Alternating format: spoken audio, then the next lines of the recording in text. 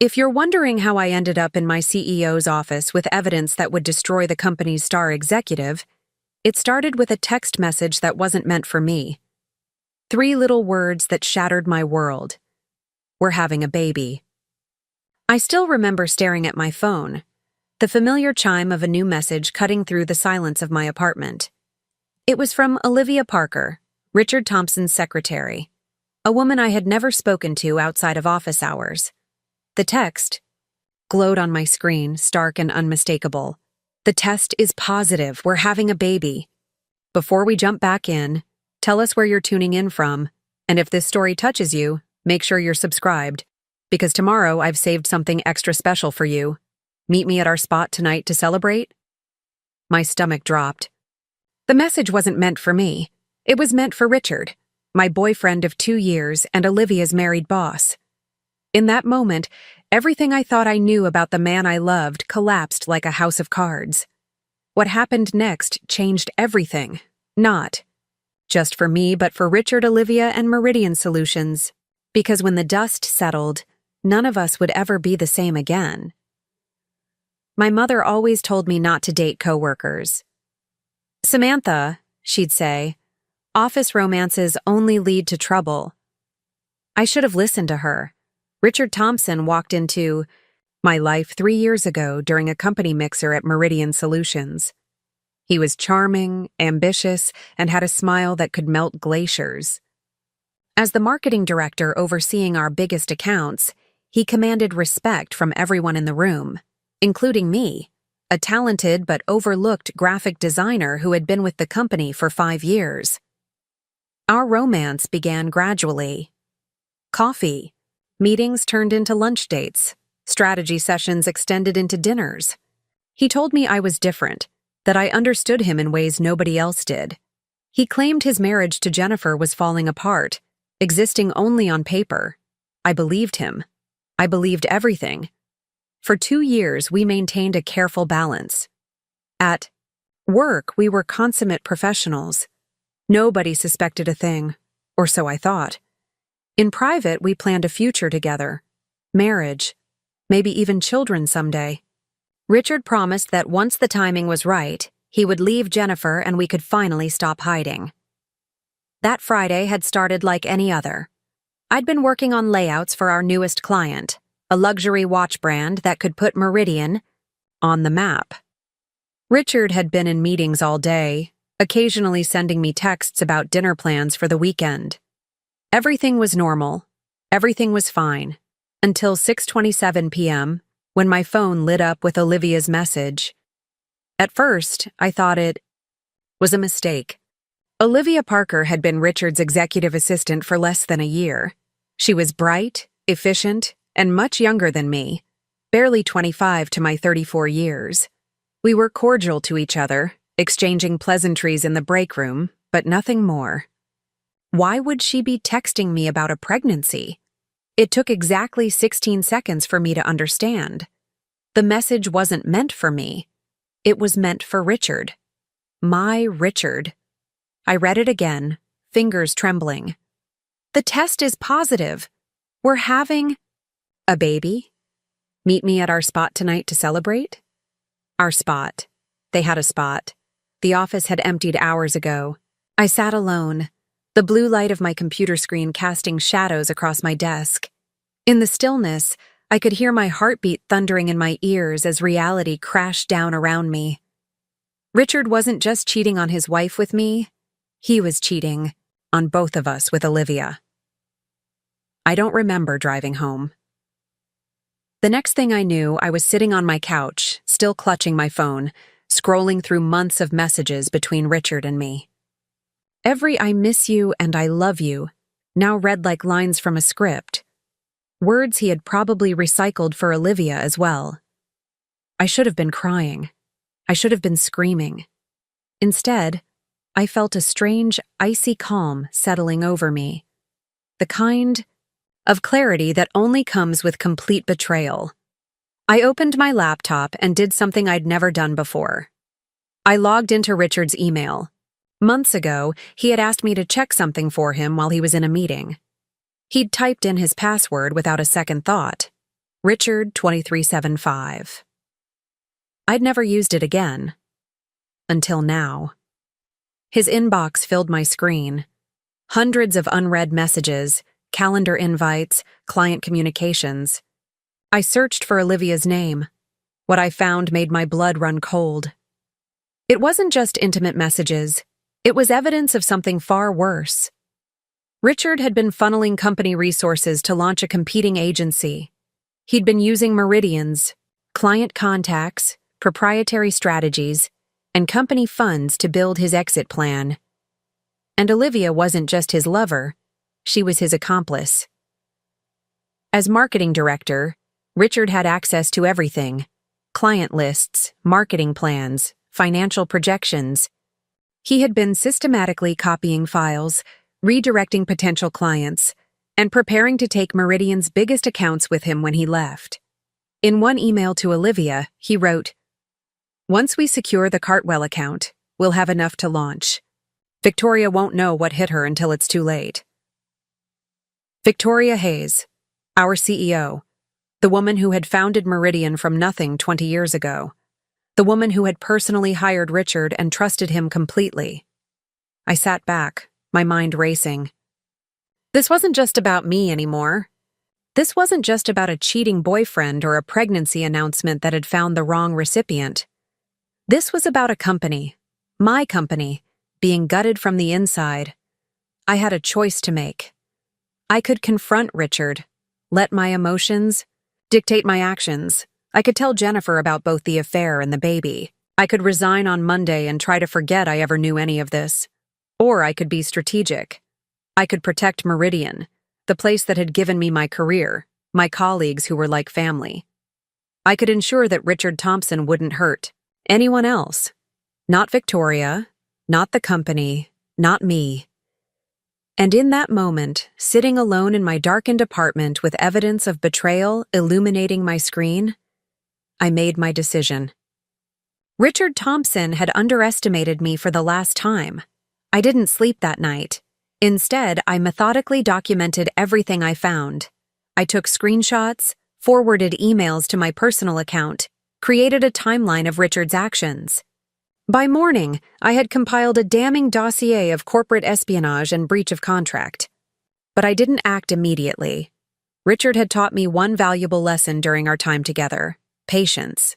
The right move at the wrong time was still the wrong move. So I waited, watching, gathering more evidence. Monday morning arrived, and I walked into Meridian Solutions with my head held high and a plan forming with every step. As I passed Olivia's desk, she smiled at me, the same smile she'd given me every day for months. Did she know about me and Richard? Had they laughed about it together? The thought made my skin crawl, but I smiled back, pleasant and professional as always.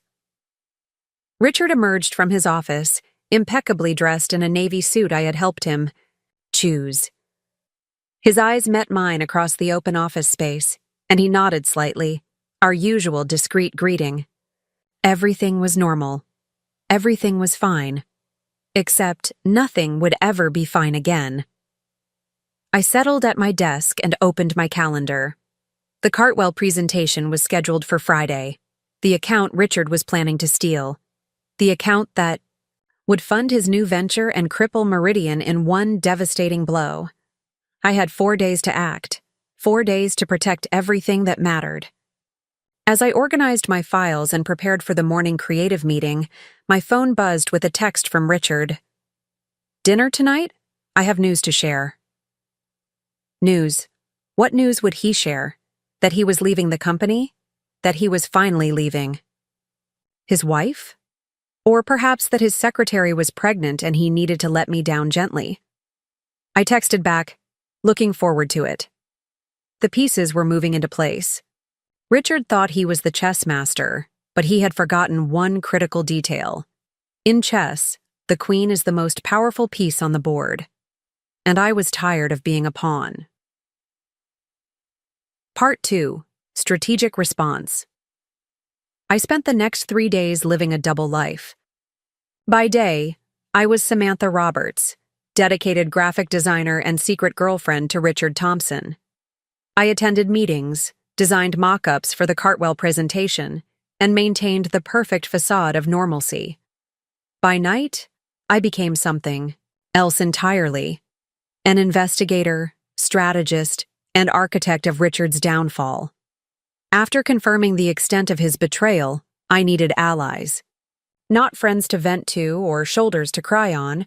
I needed strategic partnerships with people who could help me execute what needed to be done.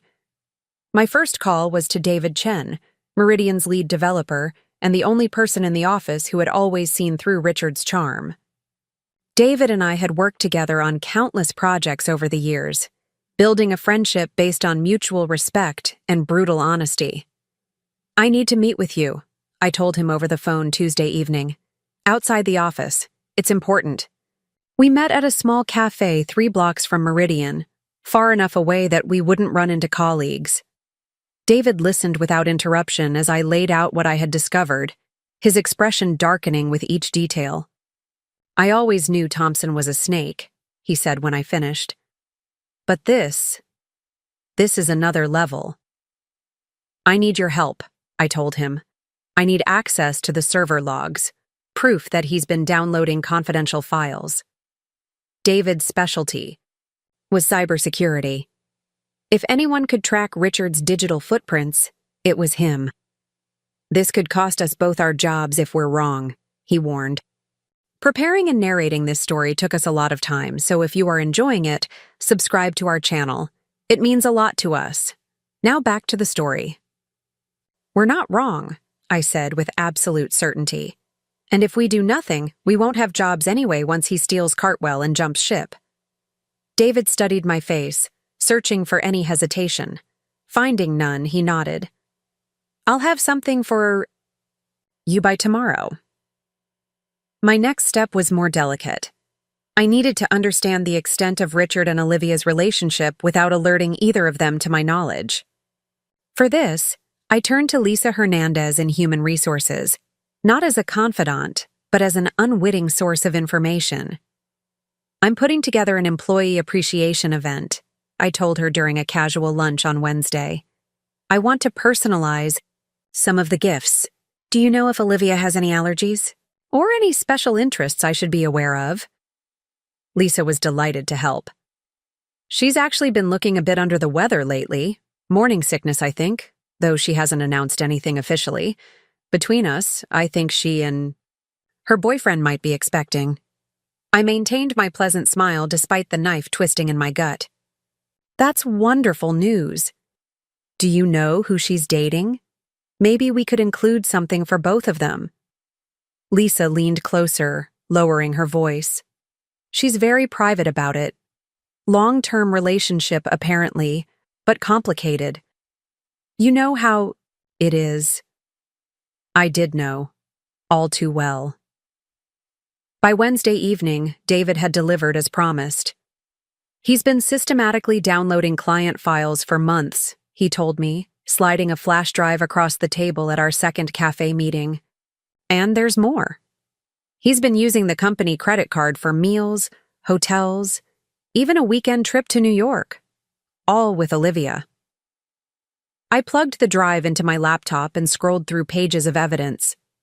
Server logs, expense reports, hotel receipts. A digital trail of betrayal and corporate theft. "Does Victoria know any of this?" David asked. "Not yet," I replied. "But she will." Meanwhile, Richard continued his performance. We had dinner on Tuesday night at an intimate restaurant where no one from Meridian would see us. He was attentive, charming, full of plans for our future. Not once did he mention Olivia or a baby, or his plans to destroy the company we both worked for. "The Cartwell presentation is looking fantastic," he said, raising his glass in a toast. "Your designs are exactly what they're looking for. This account will change everything." The irony was almost painful. "Yes," I agreed, clinking my glass against his. "It certainly will." On Thursday morning, I made my riskiest move yet. While Richard was in a client meeting and Olivia was at lunch, I accessed her computer. As Richard's assistant, she had access to his calendar, emails, and files. I wasn't looking for more evidence of their affair. I had enough of that. I was looking for concrete proof of their plans to start a competing agency. I found it in a folder labeled New Horizons, their planned company name. Business plans, investor pitches, a list of Meridian clients they intended to poach, including, as I had suspected, Cartwell. I copied everything to another flash drive, my heart pounding with each passing second. Just as I was finishing, I heard footsteps approaching. I closed the folder, cleared the screen, and stood up casually as if I had simply been leaving a note on her desk. Olivia rounded the corner, a smoothie in hand. "Oh, Samantha, do you need something?" I smiled, holding up a paper mock-up. "Just wanted to leave this for Richard to review before tomorrow's presentation. How are you feeling? You look a little tired." Something flickered across her face. Surprise, perhaps, at my concern. "I'm fine, just a bug or something." "A bug named Richard Thompson." "Take care of yourself," I said, meaning it more than she could possibly understand. These things can really knock you down if you're not careful. Thursday night, I organized everything I had collected: the emails, the server logs, the business plans, the expense reports. I created a presentation of my own, one that Victoria Hayes would never forget. As I worked, my phone buzzed repeatedly with texts from Richard. "Can't wait to see the final Cartwell designs tomorrow." "Dinner after." "The presentation, we should celebrate." "You've been quiet today. Everything okay?" I responded minimally, giving nothing away. The final piece of my plan was falling into place, and I couldn't risk him suspecting anything now. Friday morning arrived with a clarity I hadn't felt in years. I dressed with purpose, a charcoal gray suit that projected confidence and professionalism. Today wasn't about being Richard's secret girlfriend or the overlooked designer. Today was about justice. I arrived at the office early, before most of the staff. Victoria Hayes was already there, as I knew she would be. Victoria started every day at 7 a.m., reviewing reports and preparing for meetings. I knocked on her open door, presentation folder in hand. "Samantha," she said, looking up with mild surprise. "You're in early." "I need to speak with you," I said. "It's urgent and confidential." Victoria gestured to the chair across from her desk. In 15 years of building Meridian into an industry leader, she had developed an instinct for trouble. I could see it in her eyes as she studied me. She knew this wasn't about font choices or color palettes. "What is this about?" I placed the folder on her desk and met her gaze steadily. "Richard Thompson is planning to leave Meridian and start a competing agency. He's stealing clients, company information, and resources. And he's planning to take the Cartwell account with him after today's presentation." Victoria's expression didn't change, but her posture stiffened. "That's a serious accusation, Samantha. What evidence do you have?" I opened the folder. "Everything you need is right here." Part 3. The Turning Point. The Cartwell presentation was scheduled for 2 p.m. By noon, Victoria Hayes had reviewed every document in my folder, called her legal team, and formulated a plan that would make my efforts look like child's play. "You've done well, Samantha," she said, her voice steady but her eyes blazing with controlled fury. "Now I need you to continue as normal. Can you do that?" I nodded. "What about the presentation?" "It will proceed exactly as planned," Victoria said, with one small adjustment. She outlined what would happen, and for the first time in days, I felt a smile, a genuine smile, form on my lips. At 1:30 p.m., the Meridian conference room began filling with people. The creative team arranged presentation boards along the wall. The account managers reviewed their notes. Richard worked the room, shaking hands and making introductions as the Cartwell executives arrived. I sat quietly at the far end of the table, my portfolio open before me, watching Richard in his element. He caught my eye at one point and winked, a private gesture between lovers. My stomach turned, but I managed a small smile in return. At precisely 1:55 p.m., Victoria Hayes entered the room. This was unusual. Victoria rarely attended initial client presentations unless they were for major accounts. Her presence caused a momentary ripple of surprise. "Victoria," Richard said, recovering quickly. "I didn't realize you'd be joining us." "I wouldn't miss this for the world, Richard," she replied smoothly. "Cartwell is exactly the kind of partnership that represents Meridian's future." If Richard was concerned by her unexpected appearance, he didn't show it. The presentation began right on schedule. For 45 minutes, I watched Richard deliver a masterful pitch.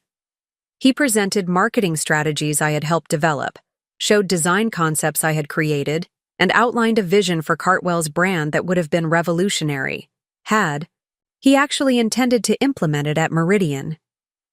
As he neared his conclusion, Victoria caught my eye and gave an almost imperceptible nod. "And so," Richard was saying, "with Meridian's expertise and Cartwell's vision, we believe this partnership will redefine luxury marketing for the digital age." Polite applause filled the room. The Cartwell CEO, James Morrison, looked genuinely impressed. "Thank you, Richard," Victoria said, standing. "That was truly illuminating. Before we continue, I'd like to make a small addition to today's agenda." Richard's smile faltered slightly. "Of course." Victoria turned to face the room. "At Meridian Solutions, we believe that trust is the foundation of every successful partnership. Trust between colleagues, trust between agencies and clients, trust in the integrity of our work." She paused, her gaze sweeping across the assembled executives before landing squarely on Richard. "It has come to my attention that certain individuals within our organization have violated that trust in ways that are both professionally and personally reprehensible." The room went silent. Richard's expression froze, a flash of panic crossing his features before he composed himself. "Victoria, perhaps we should discuss internal matters after—" "Richard Thompson has been using Meridian's resources, client, relationships, and proprietary information to establish a competing agency," Victoria continued as if he hadn't spoken. "He has misappropriated company funds, breached his contract, and betrayed the trust of everyone in this room." Murmurs broke out among the Cartwell executives. Richard's face drained of color. "These are serious accusations," he said, his voice art and completely unfounded. Victoria smiled coldly. "Are they?" She gestured toward the door, where Meridian's head of security and 2 members of the legal team now stood. "My legal team has spent the morning documenting extensive evidence of your activities.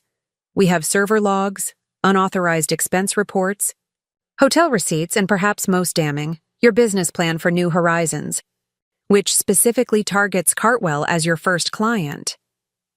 The Cartwell CEO turned to Richard, his expression thunderous. "Is this true?" Richard looked cornered. "James, I can explain." "Mr. Morrison," Victoria interjected, "I want to assure you that Meridian values your business and your trust. The presentations you saw today were created by our talented team, led by Samantha Roberts, who will be taking over this account effective immediately." All eyes in the room turned to me. I straightened my shoulders and met their gazes with professional composure, even as my heart hammered in my chest. "Richard," Victoria continued, "security will escort you to your office, where you may collect your personal belongings. Your employment with Meridian Solutions is terminated, effective immediately. Our legal team will be in contact regarding the terms of your separation and the consequences of your actions." For a moment, Richard looked like he might argue. Then his eyes found mine across the conference table. In that instant, understanding washed over his features. He knew exactly who had exposed him. "You," he said softly, disbelief coloring his voice. I held his gaze without flinching. "Trust is everything, Richard. You taught me that." The security team stepped forward. With no choice remaining, Richard allowed himself to be escorted from the room, his career and his schemes collapsing around him. Victoria smoothly redirected the meeting, apologizing to the Cartwell executives for the unpleasant scene and assuring them of Meridian's commitment to their partnership. Professional that she was, she managed to salvage not only the meeting, but strengthen our position with Cartwell, who were impressed by the company's ethical stance and swift action. As the executives filed out an hour later, Victoria placed a hand on my shoulder. "My office, 15 minutes, she said quietly. I nodded, gathering my materials with trembling hands. The adrenaline that had carried me through the confrontation was beginning to fade, leaving me exhausted but resolute. As I packed up my portfolio, I noticed a commotion near the reception area. Olivia Parker was in tears, her desk being searched by security. Our eyes met briefly across the office floor. Did she know I was responsible? Could she guess that a misdirected text message had brought down their entire plan? In that moment, I almost felt sorry for her. Almost. 15 minutes later, I sat across from Victoria Hayes, waiting for her verdict. I had exposed the company's marketing director as a fraud and a thief. I had disrupted a major client presentation. I had inserted myself into corporate politics in a way that could easily backfire. Victoria studied me carefully. "How long were you and Richard involved?" The question caught me off guard. 2 years, I admitted. She nodded, unsurprised. "And you discovered his relationship with Olivia. How?" "She sent me a text by mistake." I swallowed hard. "About her pregnancy." Victoria's expression softened slightly. "That must have been difficult." I didn't respond. What could I say? That having my heart broken had led me to uncover a plot that would have devastated the company? That personal betrayal had triggered professional vigilance? "Samantha," Victoria said after a moment, "what you did required courage and integrity. You put the company's interests above your personal feelings, and you handled a complex situation with remarkable professionalism." I hadn't expected praise. I'd been prepared for skepticism, even suspicion of my motives.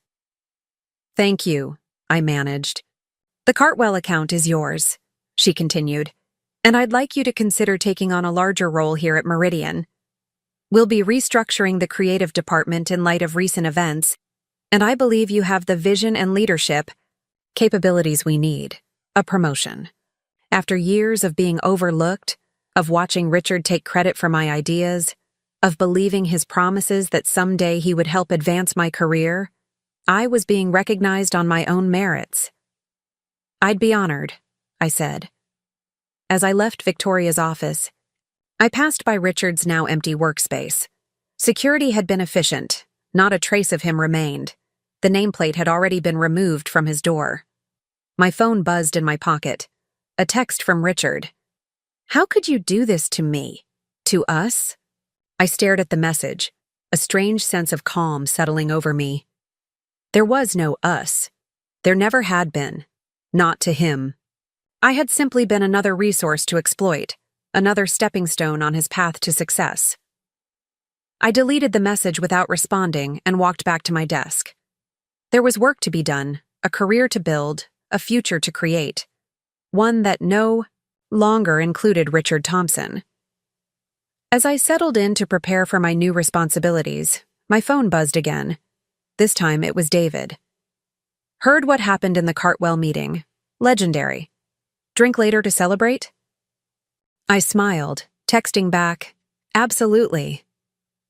For the first time in years, I felt truly seen, not as Richard's secret girlfriend, not as the reliable but overlooked designer, but as Samantha Roberts, talented, valuable, and impossible to underestimate.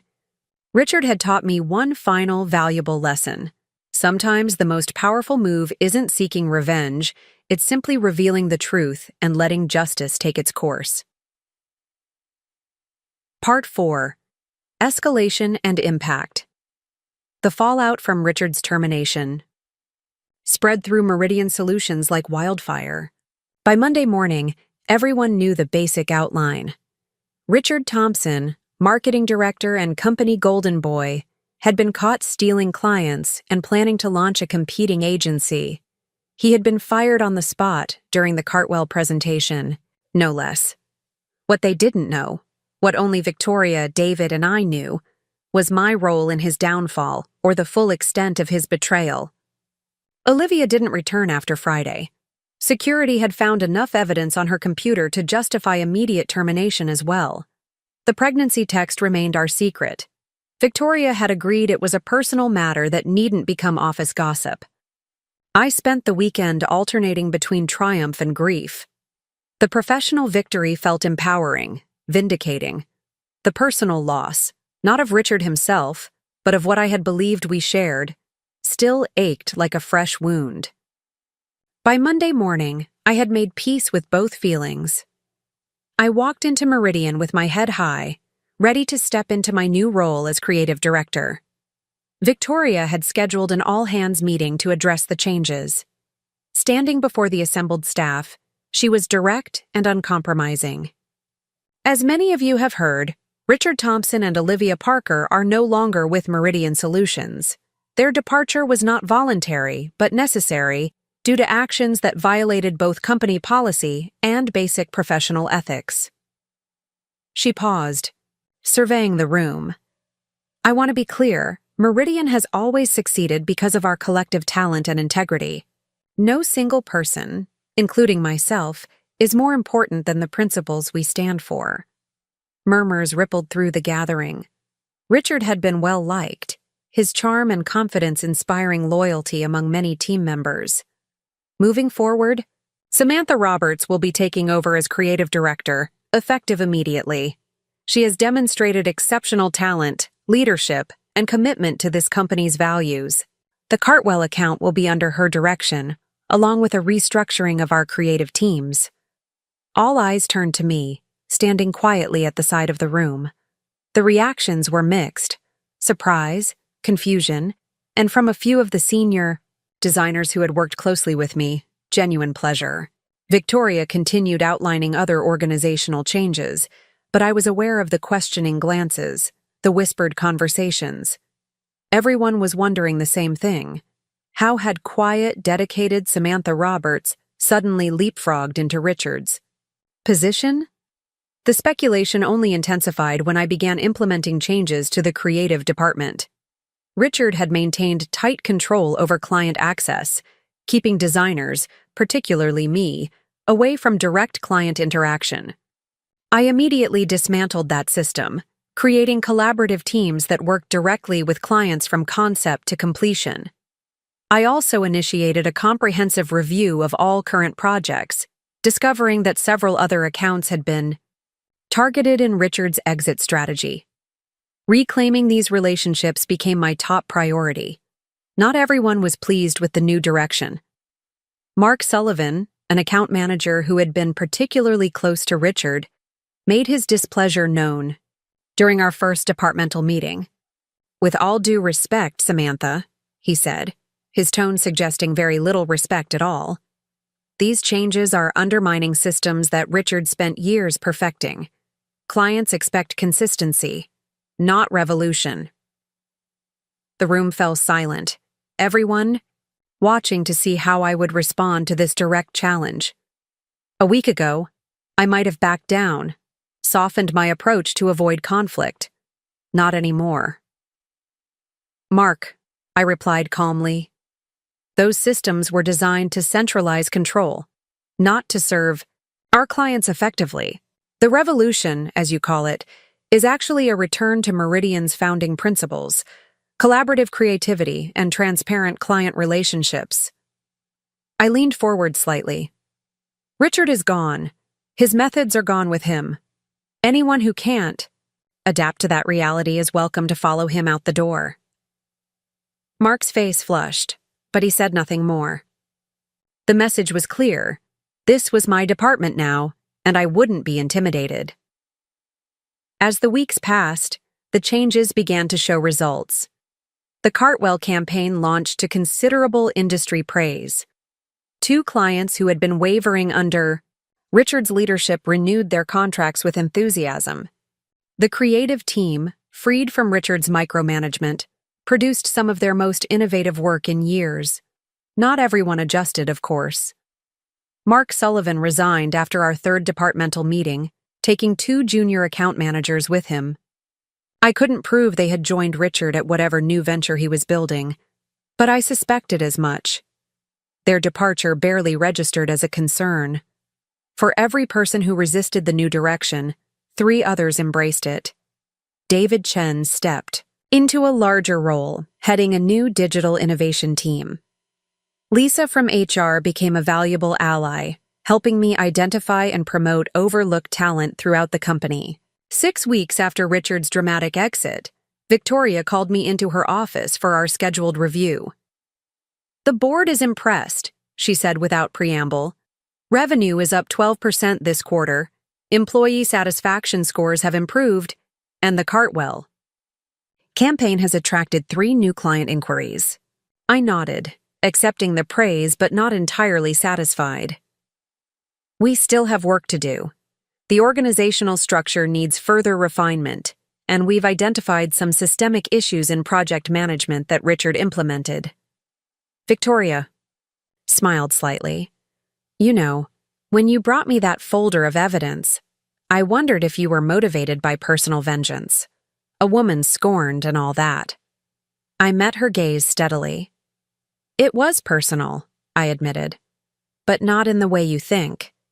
This company has been my professional home for 8 years. What Richard planned would have damaged Meridian irreparably. I couldn't let that happen." "And the personal betrayal?"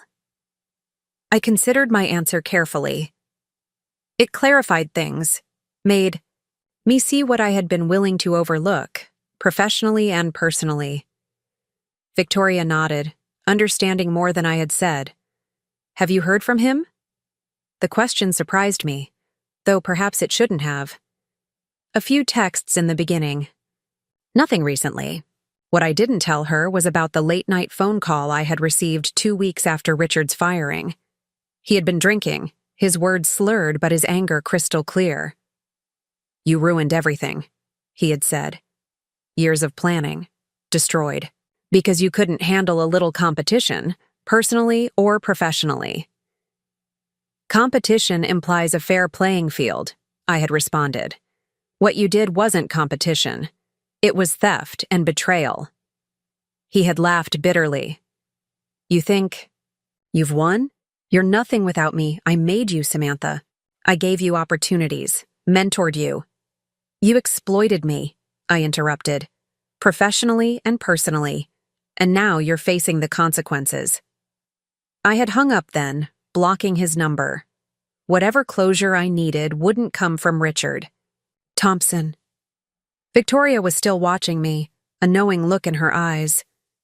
"Well, whatever your motivations, the results speak for themselves. The board has approved your permanent appointment as creative director, with a corresponding compensation package." She slid a folder across the desk, not unlike the one I had given her 6 weeks earlier, though the contents were decidedly more positive.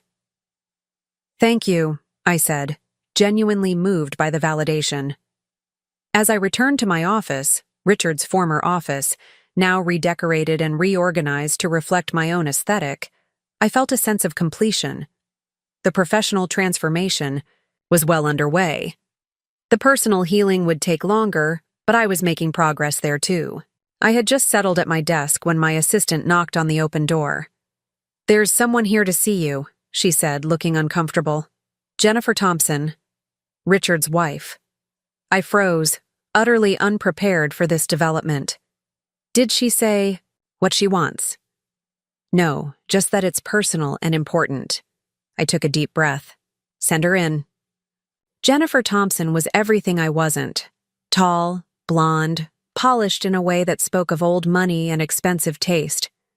I had seen her only a handful of times at company events, always from a distance, always with a mixture of guilt and curiosity. She closed the door behind her and stood for a moment, studying me with an unreadable expression. "You must be wondering why I'm here," she said finally. I gestured to the chair across from my desk. "Please, sit." She did, arranging herself, with practiced grace. "I won't take much of your time. I wanted to thank you in person." Of all the things I had imagined Jennifer Thompson might say to me, gratitude wasn't on the list. "Thank me?" I repeated, confused. "For exposing Richard," she clarified. "I've known about his indiscretions for some time, including you." The directness of her statement left me speechless. She knew. She had always known. "What I didn't know," Jennifer continued, "was the extent of his professional misconduct. When everything came to light, it forced a reckoning in our marriage that was long overdue." I found my voice. "I didn't do it to hurt him or you." She smiled slightly. "I know. You did it to protect the company. The personal benefits were incidental." There was something disarming about her calm assessment, her lack of anger or accusation. "Richard and I are divorcing," she said. "The proceedings have been enlightening. Apparently, I wasn't the only one he was deceiving about finances. I thought of the expense reports, the misappropriated funds, the secret accounts I had uncovered." "I'm sorry." Jennifer shook her head. "Don't be. It's liberating, actually. 20 years of marriage built on charm and lies, finally over. 20 years. The same amount of time Richard had claimed his marriage was falling apart. Another lie in a tapestry of deception." "And Olivia?" I asked, unable to help myself. Jennifer's expression hardened slightly. "The pregnancy was real. The relationship was not, at least not in the way she believed. Richard has a pattern of using women to advance his goals. You, me, Olivia. We were all means to an end." The brutal honesty of her assessment hurt, but I couldn't deny its accuracy. "Why tell me all this?" I asked. Jennifer crossed her legs, adjusting her position. "Slightly. Because I think women should look out for each other. Because you deserve to know you weren't the only one he fooled. And because I wanted to see the person who finally had the courage to do what I couldn't. Hold Richard accountable." There was respect in her voice, genuine and unexpected. In another life, under different circumstances, we might have been friends. "What will you do now?" I asked. A genuine smile transformed her face, making her look younger, lighter. "Travel. Write the book I've been putting off for 15 years. Live without constantly managing Richard's image and career." She shrugged elegantly. "Start over." As Jennifer stood to leave, she paused, reaching into her handbag. "One more thing. I thought you should have this." She placed a small flash drive on my desk. "What is it?" I asked, not reaching for it. "Everything my attorney found during discovery. Financial records, communications, business plans. Things that might be relevant to Meridian's interests." She smiled thinly. Richard kept meticulous records of his wrongdoing. It was always his fatal flaw. He documented everything because he was so certain he wouldn't get caught. I stared at the tiny device. "Why give this to me?" "Because you'll know what to do with it," Jennifer said simply. "And because I think we both deserve to close this chapter completely." After she left, I sat for a long time, staring at the flash drive. Part of me wanted to throw it away, to declare the Richard Thompson chapter of my life officially ended. Instead, I called Victoria and David to my office. "We need to see what's on this," I told them, explaining Jennifer's visit. "If there's anything that could help protect Meridian from further damage, we should know about it." Together, we reviewed the contents, a digital archive of Richard's systematic corruption and manipulation. Beyond what I had already uncovered were client lists he had planned to poach, financial irregularities dating back years, and evidence of collusion with competitors that bordered on corporate espionage. "This is worse than we thought," Victoria said grimly. "He wasn't just planning to leave and take some clients. He was actively undermining Meridian for years." David nodded, scrolling through documents. "Look at these timestamps. Some of these files go back to before Samantha even started working with him." The realization was sobering. Richard's betrayal wasn't personal, it was pathological. I had simply been one more pawn in his elaborate game. "What do we do with this?" I asked Victoria. She considered the question carefully. "We secure our clients. We implement safeguards to prevent anything like this from happening again. And we move forward, stronger and wiser." "And Richard?" David asked. Victoria's expression was resolute. "We let his own actions be his punishment. The industry is small, and word travels fast. Based on what's here, he won't find it easy to rebuild." I thought of Olivia, pregnant and unemployed, another victim of Richard's machinations. I thought of Jennifer, rebuilding her life after decades of deception. I thought of myself, forever changed by both betrayal and its aftermath. "I agree," I said quietly. "Moving forward is the best revenge." As David backed up the files and Victoria made notes for her legal team, I felt a sense of closure settling over me. Richard had underestimated me, used me, lied to me, but in doing so, he had inadvertently pushed me toward becoming someone stronger, someone who wouldn't be easily deceived again. That evening, as I prepared to leave the office, my phone buzzed with a text from an unknown number. "He never told me about you. I'm sorry. Take care of Meridian. It deserves better than him. Olivia." I stared at the message, a complex mix of emotions washing over me. She had figured it out, who I was to Richard, what I had done. Part of me wanted to respond, to forge some connection with this woman who had also been deceived. But what would be the point?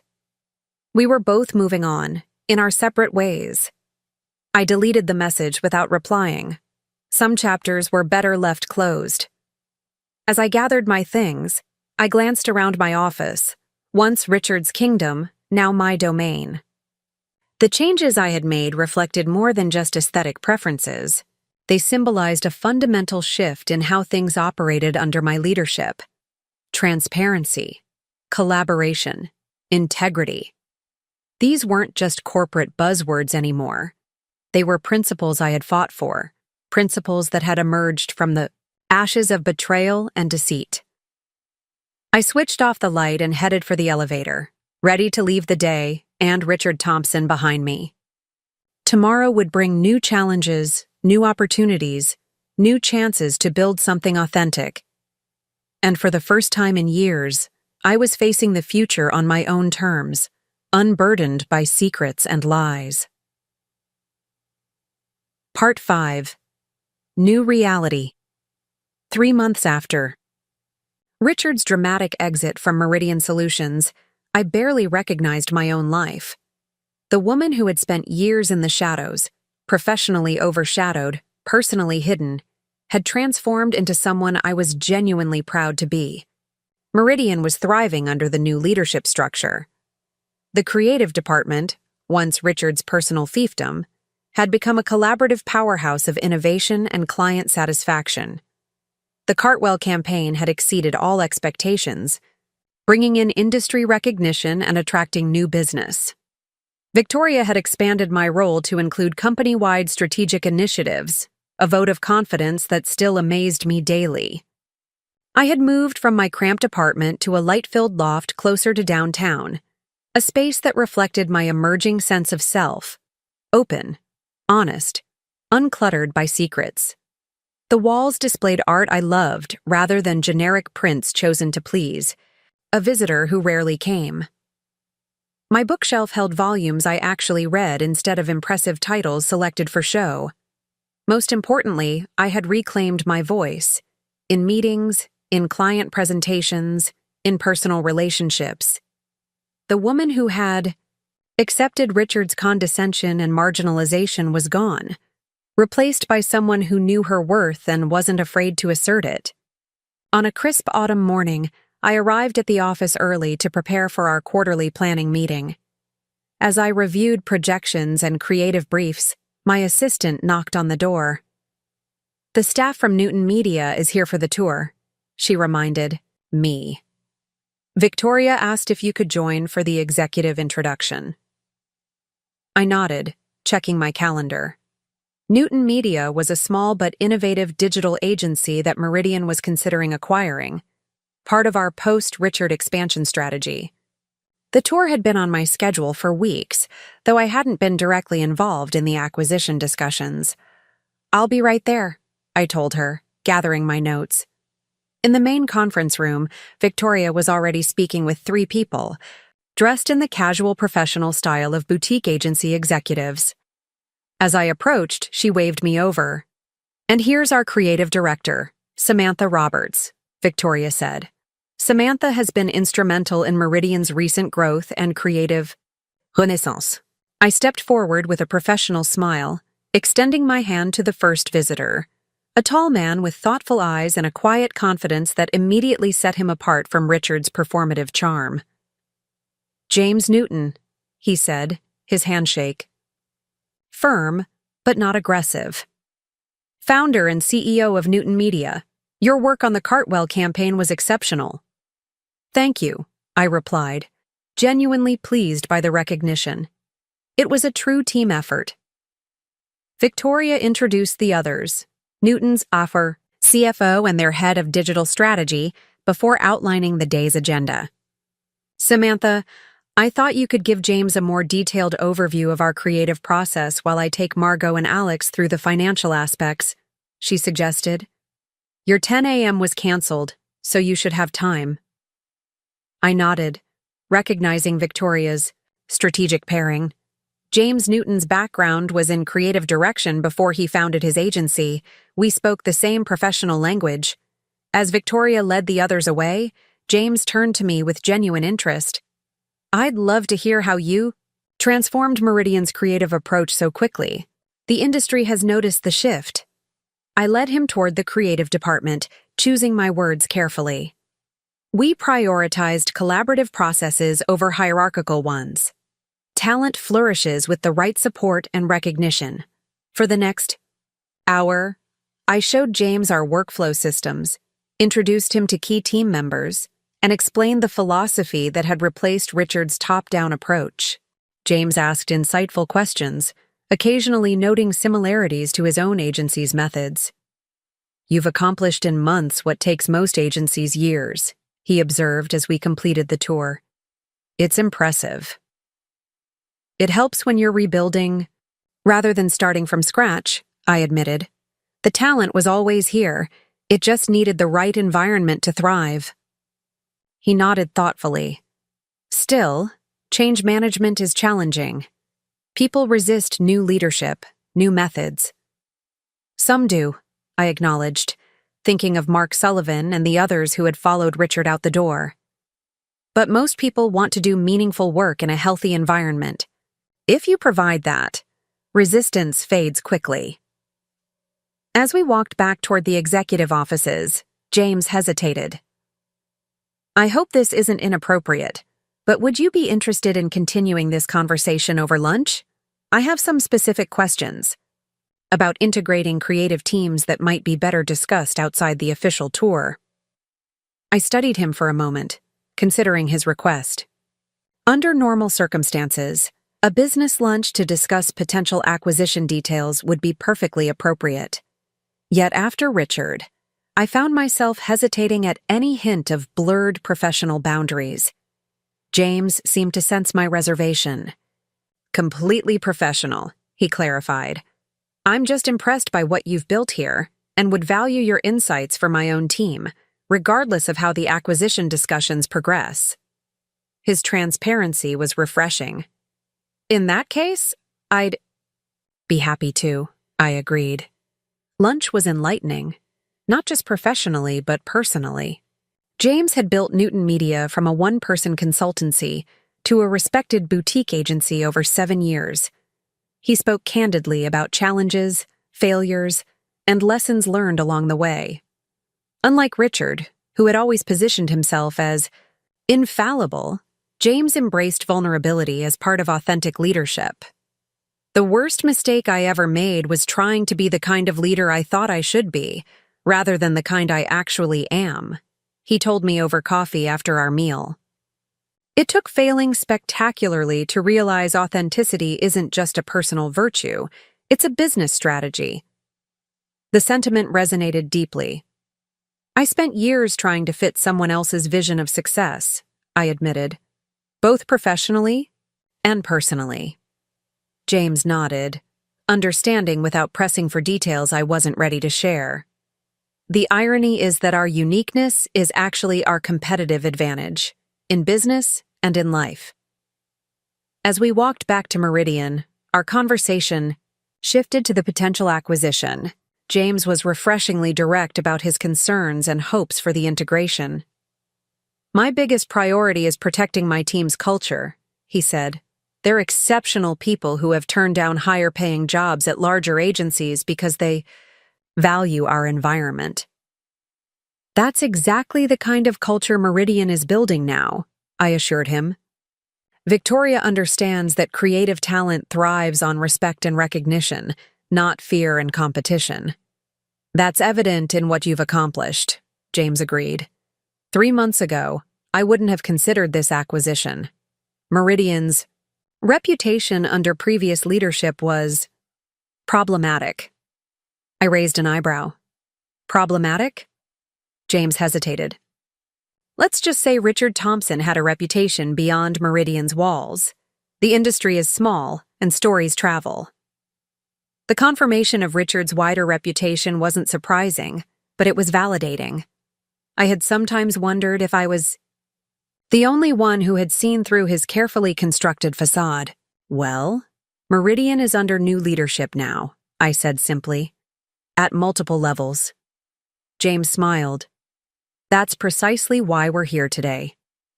Back at the office, I found Victoria waiting for my assessment of James Newton and his compatibility with Meridian's new direction. He's thoughtful, authentic, and deeply committed to his team, I told her. His creative philosophy aligns with our new approach. If the financial terms make sense, I think it would be a valuable acquisition. Victoria nodded, making notes. And personally, could you work with him? The question caught me off guard. Yes, of course. Why? She looked up, her expression kind but serious.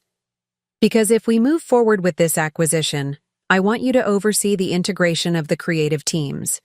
That means working closely with James for at least 6 months. The responsibility was significant, and evidence of Victoria's continuing faith in my leadership. I'd be honored to take that on. Good, Victoria said, satisfied. Because I think Newton Media is exactly the kind of strategic addition Meridian needs right now. Small enough to integrate smoothly, innovative enough to bring fresh perspective. As Victoria outlined her vision for the acquisition, I felt a familiar sense of gratitude for how dramatically my professional life had changed. 3 months ago, I had been creating designs that Richard presented as his strategic vision. Now I was helping shape the future of the entire company. That evening, as I worked late finalizing presentation boards for a new client pitch, my phone buzzed with a text from David. Drinks to celebrate your 3-month anniversary as the boss. A few of us are heading to Westlake Tavern. I smiled at the invitation. My relationship with colleagues had evolved too, from the professional distance I had maintained during the Richard years to genuine friendships built on mutual respect. Be there in 30, I replied. Westlake Tavern was buzzing with Friday evening. Energy when I arrived. David waved from a corner booth where he sat with Lisa from HR and 2 senior designers from my team. There she is, David announced as I joined them. The woman who saved Meridian from the evil empire. I laughed, sliding into the booth. I think that's a bit dramatic. Lisa shook her head. Not from where we're sitting. 3 months ago, this place was toxic. Now it's the best creative environment I've worked in. The others nodded in agreement, raising their glasses in an impromptu toast. To Samantha, David said, for showing us that good people can win. The simple sentiment touched me deeply. To all of us, I corrected, for building something worth fighting for.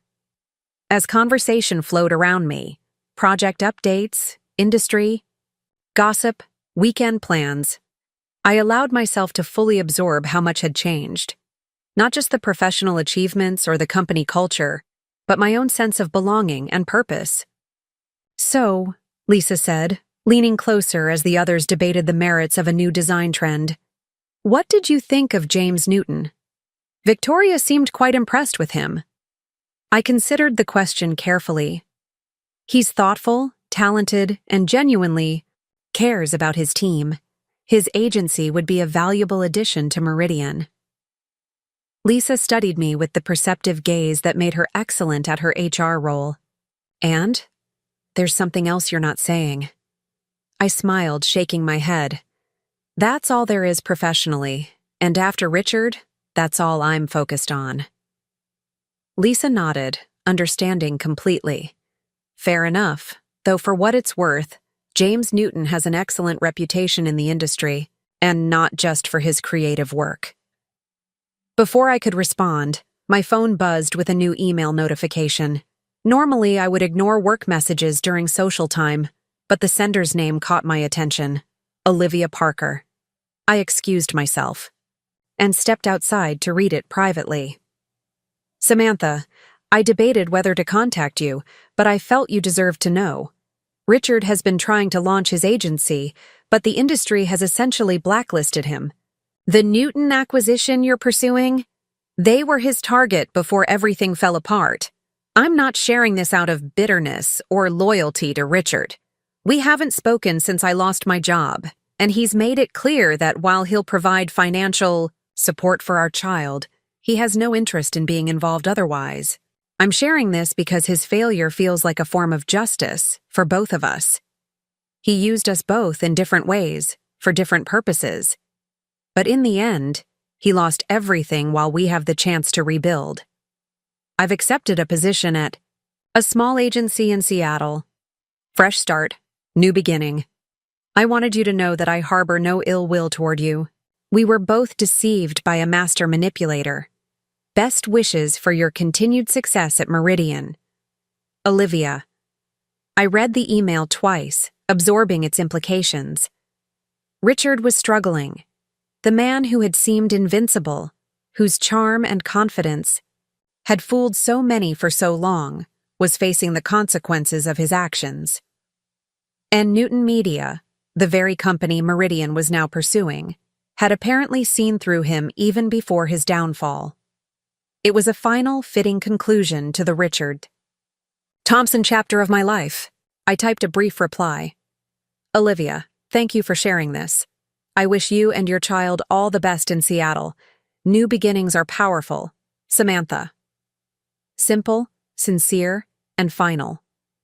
As I slipped my phone back into my pocket, I noticed James Newton entering the tavern with his CFO and another man I didn't recognize. They were likely celebrating the progression of the acquisition talks. Our eyes met across the crowded room, and he smiled, raising his hand in a friendly wave. I returned the gesture, feeling none of the complicated emotions that had defined my interactions with Richard. Just professional respect, and perhaps the potential for genuine friendship. I rejoined my colleagues, sliding back into the booth with a new sense of lightness. The conversation had moved on to weekend plans and an upcoming industry event. Everything okay? David asked, nodding toward my phone. Yes, I said, realizing I truly meant it. Everything is exactly as it should be. Later that night, as I walked into my new apartment, I paused to appreciate the space I had created. Open, honest, reflective of who I really was. No more hiding. No more compromising. no more accepting less than I deserved. I opened my laptop to check on a project before bed and found an email from Victoria, sent to all executives. Team, I'm pleased to announce that we have reached an agreement in principle with Newton Media for acquisition. Details will follow in our Monday meeting, but I wanted to share this milestone as we continue Meridian's transformation into an industry leader built on creativity, integrity, and collaborative excellence. Special thanks to Samantha Roberts for her instrumental role in evaluating creative compatibility and vision alignment. Victoria Hayes, CEO, Meridian Solutions. I smiled at the recognition, remembering a time when my contributions had been claimed by others, when my voice had been silenced by insecurity and manipulation. Never again. I closed my laptop and walked to the window, looking out at the city lights. Somewhere out there, Richard Thompson was struggling to rebuild what he had lost. Somewhere else, Olivia Parker was starting fresh in Seattle. Jennifer Thompson was perhaps writing the first chapter of her long-delayed book. And here, in this moment, I was exactly where I needed to be. Not defined by a relationship or by someone else's perception, but by my own strength, talent, and integrity. The journey hadn't been what I expected. The catalyst, that misdirected text message, had been painful beyond measure. But the transformation it triggered had been worth every moment of heartache. My phone buzzed with one final message for the day, from James Newton. Thank you for your insights today. Looking forward to building something remarkable together. At Meridian. Have a great weekend. Professional, respectful, direct. I typed a similar response, appreciating the clarity of our interaction. As I prepared for bed, I thought about the story that had unfolded over the past 3 months. From betrayal to redemption, from hidden relationship to authentic leadership. It wasn't the story I had planned for myself, but it was infinitely better than the one Richard had scripted for me. In the end, his secretary's misdirected text hadn't just revealed his betrayal. It had set me free, to discover my strength, to claim my voice, to build a life and career defined by truth rather than deception. Sometimes the most painful revelations lead to the most powerful transformations. Sometimes what feels like an ending is actually the beginning of something far more meaningful. As I drifted toward sleep, I realized that was the true lesson of this journey. Our stories don't end with betrayal or heartbreak. They continue, evolve, transform. If we have the courage to write the next chapter ourselves. And that's exactly what I intended to do, one authentic day at a time. The morning sun filtered through my bedroom curtains, gently pulling me from sleep. 6 months had passed since that fateful text message had changed everything. 6 months of growth, challenge, and rebuilding. The integration of Newton Media into Meridian had progressed smoothly, bringing fresh talent and perspective to our expanding company. James and I had developed a productive professional partnership based on mutual respect and shared creative vision. His team had adapted quickly to Meridian's collaborative environment, in many ways enhancing the culture we had worked to establish. As I prepared for work, I reflected on how completely my life had transformed. The promotion to creative director had been just the beginning. 3 months ago, Victoria had expanded my role to Executive Vice President of Creative and Strategy, a position created specifically to leverage my vision for the company's future. My personal life had evolved as well. The woman who had accepted secrecy and compartmentalization now insisted on transparency in all relationships. I had reconnected with friends I had neglected during the Richard years, rebuilt bonds with family members, and even cautiously begun dating again, though with a newfound awareness of red flags and boundaries. As I walked into Meridian's offices, I was greeted by the energetic buzz of a thriving workplace. Teams collaborated in glass-walled meeting rooms, creatives debated concepts at standing desks, account managers engaged in animated calls with clients. The transformation from Richard's siloed, competitive environment to this vibrant community remained a daily source of pride. "Morning, boss," David called as I passed his office. Now director of digital innovation, he had flourished in the new Meridian, building a team that consistently pushed creative boundaries. "Big day," he added, with a knowing smile. I nodded, feeling a flutter of anticipation. Today, we would announce Meridian's largest client acquisition since Richard's departure. A global retail brand that had specifically cited our company's creative renaissance as their reason for choosing us over larger competitors. The win wasn't just professionally significant, it was personally validating. This client had previously worked with Richard at his former agency before Meridian, following him when he made the move. Now they were returning to Meridian under my leadership, the ultimate confirmation that we were building something exceptional. As I settled into my office, my assistant brought in coffee and my schedule for the day.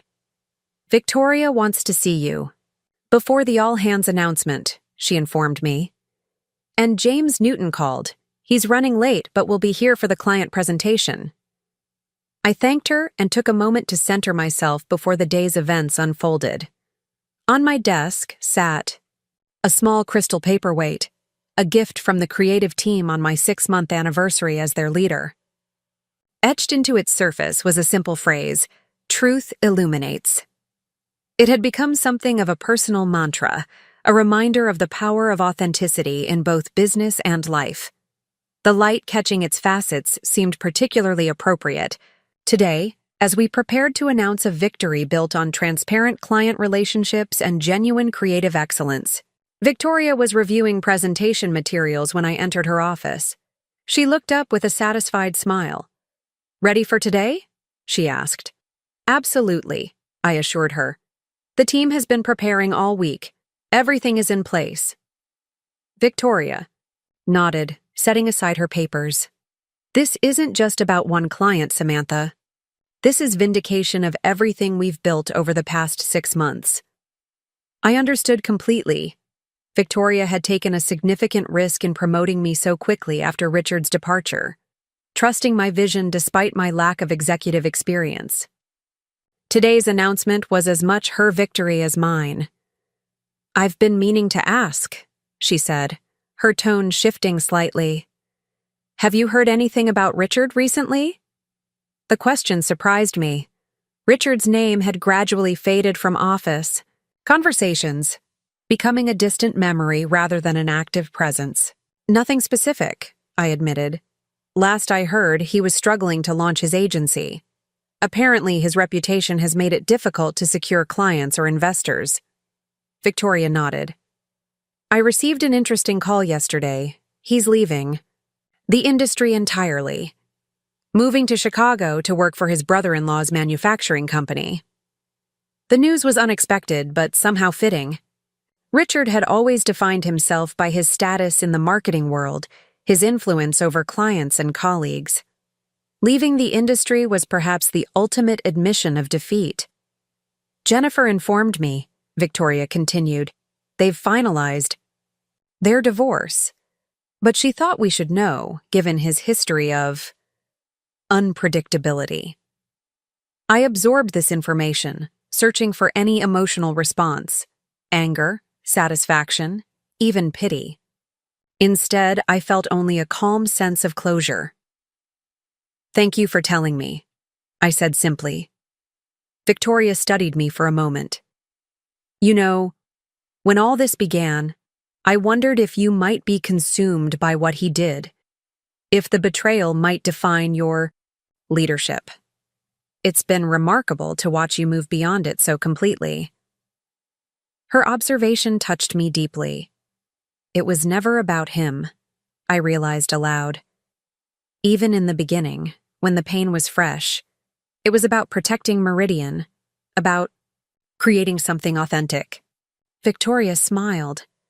"And that's precisely why you've succeeded where he failed. He built his career on manipulation and self-interest.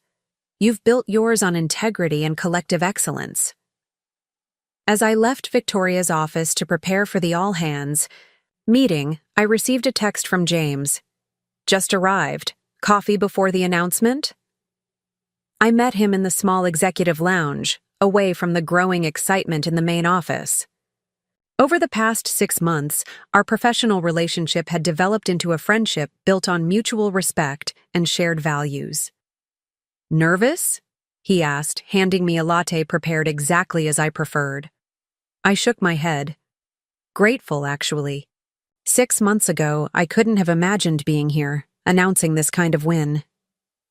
James nodded, understanding. Life rarely follows the paths we expect. Sometimes the detours lead to better destinations. His simple philosophy resonated with my own journey. I heard something interesting this morning, I said, deciding to share Victoria's news. Richard Thompson is leaving the industry, moving to Chicago to work for family. James considered this information. Are you okay with that? The question reflected his consistent thoughtfulness.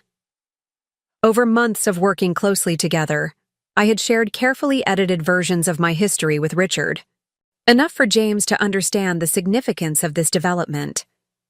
I am, I said, realizing the truth of my response.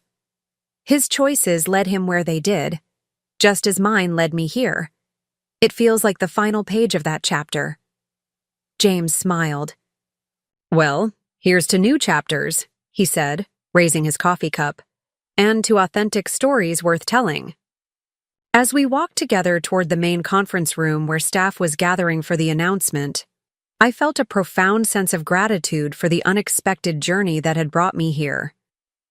The packed room fell quiet as Victoria took the stage, welcoming everyone and acknowledging the company's transformation. When she called me forward to announce the new client acquisition, applause erupted, genuine celebration from a team that had weathered uncertainty and emerged stronger. Standing before my colleagues, I felt none of the insecurity that had once defined me. Instead, I spoke with confidence about our collective achievement, acknowledging contributions across departments and emphasizing the collaborative spirit that had secured this victory. This win belongs to all of us, I concluded. It represents everything we've built together over the past 6 months, a culture of creativity, integrity, and excellence that clients recognize and value. The room erupted in applause again, faces beaming with pride and excitement for Meridian's future.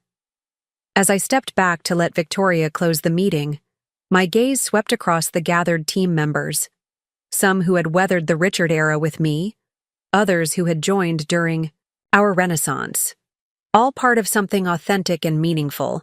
Later that afternoon, as we presented our strategic vision to the new client's executive team, I caught a glimpse of my reflection in the conference room glass. Confident, engaged, fully present. I barely recognized the woman who had once hidden, in Richard's shadow, accepting crumbs of recognition and affection. That evening, the executive team gathered at a restaurant to celebrate the day's success. Champagne flowed, stories were shared, and plans for Meridian's continued growth took shape amid laughter and genuine camaraderie. As conversations broke into smaller groups, James joined me at a quiet corner of the table. I have something for you, he said, sliding a small gift box across the table. A token of appreciation for your leadership in the integration process. We couldn't have done it without you. Inside the box was a beautiful fountain pen, classic and elegant. Engraved along its side were the words, "Write your own story." The thoughtful gift touched me deeply. Thank you, I said, genuinely moved by the gesture. I meant what I said earlier, James continued, his expression earnest. About new chapters and authentic stories. You've inspired a lot of people at Meridian, myself included. In that moment, I felt a flutter of something I hadn't experienced in a long time. Possibility. Not just professionally, but personally. The recognition that perhaps the most meaningful chapters of my story were still waiting to be written. We should celebrate properly, James suggested, his tone casual, but his eyes conveying something more. Dinner sometime, perhaps? The question hung between us, clearly crossing the line from professional to personal. 6 months ago, I might have hesitated, still wounded from Richard's betrayal. But the woman I had become recognized the difference between Richard's manipulation and James's genuine interest. "I'd like that," I said simply. His smile warmed his entire face. So would I. As the evening wound down and we prepared to leave, Victoria pulled me aside for a final word. "I've been thinking about our conversation this morning," she said. "About Richard and his departure from the industry." I nodded, waiting for her to continue. "There's a certain poetry to it," she observed. "The man who built his career on appearances and manipulation is gone, while you, who he underestimated and betrayed, are thriving." "It's not about winning or losing," I replied, understanding now what had taken months to fully realize. "It's about being authentic and letting the consequences follow naturally." Victoria smiled, squeezing my arm affectionately. "Exactly. And that, Samantha, is why you're sitting at this table tonight while he's packing for Chicago." As I hailed a cab home, city lights reflecting off rain-slicked streets, I thought about beginnings and endings, about texts never meant to be sent, and truths never meant to be revealed. I thought about Olivia in Seattle with her new life, Jennifer, writing her long-delayed book, and even Richard starting over in Chicago, all of us transformed by a single moment of accidental truth. Most of all, I thought about the woman I had become, stronger, wiser, more authentic than I had ever been. The journey hadn't been easy, but standing on the other side, I wouldn't change a single step. The story that had begun with betrayal had become one of empowerment. The text message that had shattered my world had ultimately freed me to build a better one. As my cab pulled away from the curb, James waved goodbye, his smile promising new possibilities. I waved back, the weight of the fountain pen in my purse a tangible reminder of its engraved message. Write your own story. And that's exactly what I intended to do. 1 year later, I stood at the podium accepting the Industry Innovation Award on behalf of Meridian Solutions. The ballroom was filled with marketing executives, creative directors, and industry leaders, many of whom had once viewed Richard Thompson as a visionary, and me as merely his subordinate. "This award recognizes more than just creative excellence," I said, holding the crystal trophy that caught the light from every angle.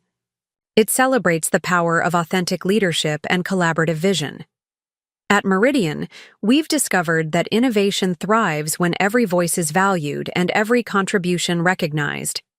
From my vantage point on stage, I could see Victoria Hayes beaming proudly from our company table. Beside her sat James Newton, his smile warm and encouraging as I delivered my acceptance speech.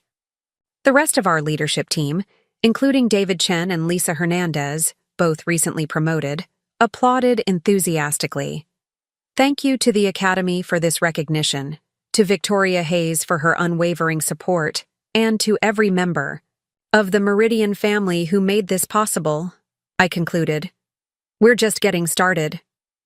As applause filled the room, I took a moment to absorb the significance of this achievement.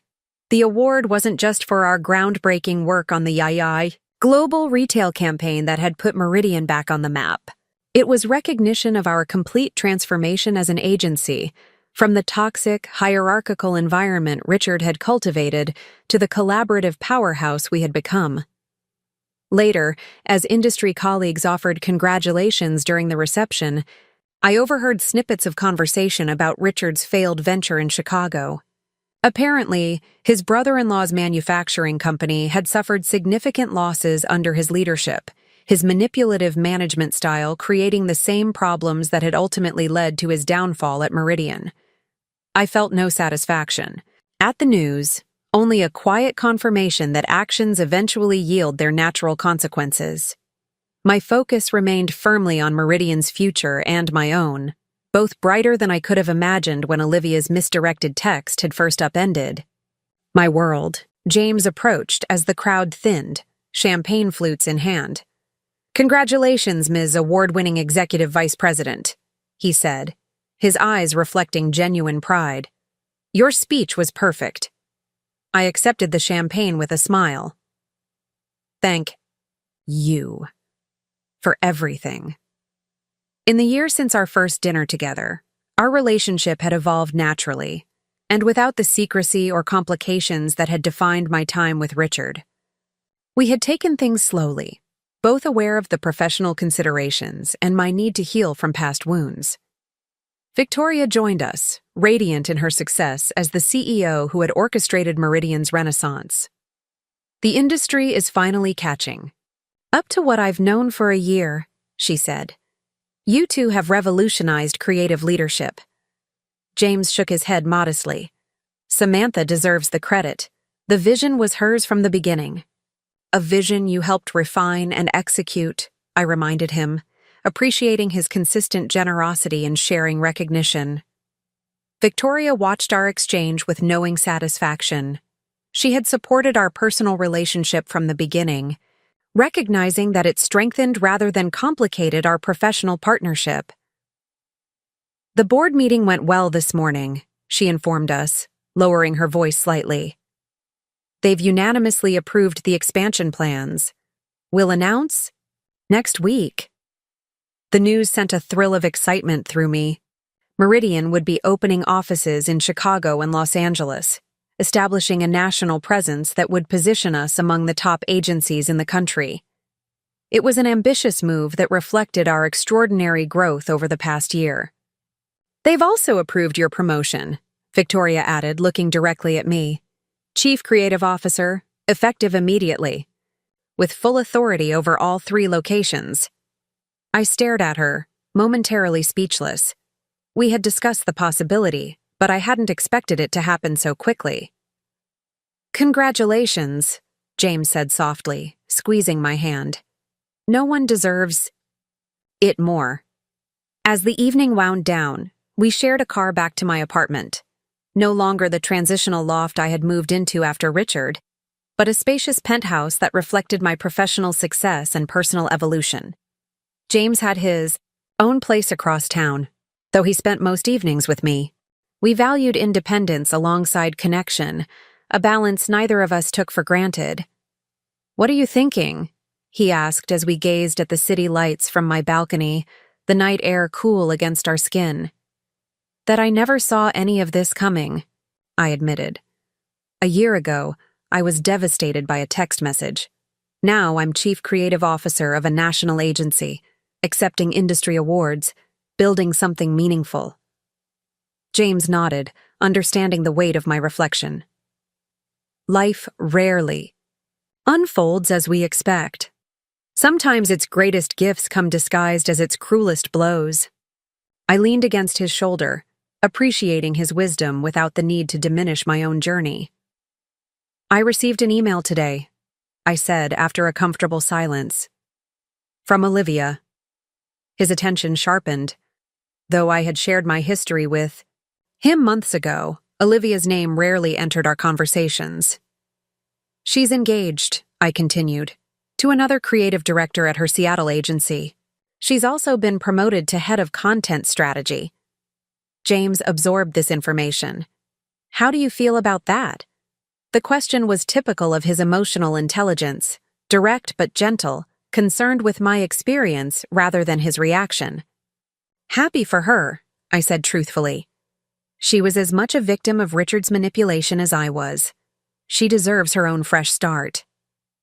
"And the baby?" he asked cautiously. "A little girl, 8 months old now."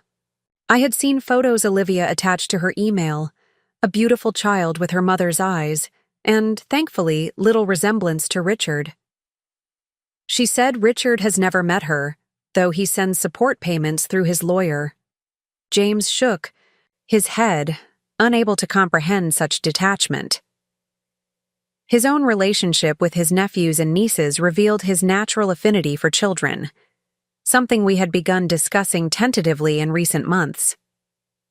"Some men don't deserve the families they create," he said finally. I thought of Richard, isolated in Chicago, alienated from his child, his career in shambles. The man who had once seemed to control everything now controlled nothing, not even his own reputation. The truth always emerges eventually, I observed, one way or another. Later that night, as James slept peacefully beside me, I opened my laptop to review the expansion announcement Victoria had drafted. As Chief Creative Officer, I would need to guide the agency's creative vision across multiple locations, ensuring consistency while allowing for regional innovation. The responsibility was substantial, but after the past year, I felt more than capable of meeting it. Every challenge since Richard's departure had strengthened my leadership skills and confirmed my creative instincts. Victoria's mentorship had been invaluable, as had James's partnership and the support of our expanded leadership team. As I made notes on the announcement draft, an email notification appeared from Jennifer Thompson.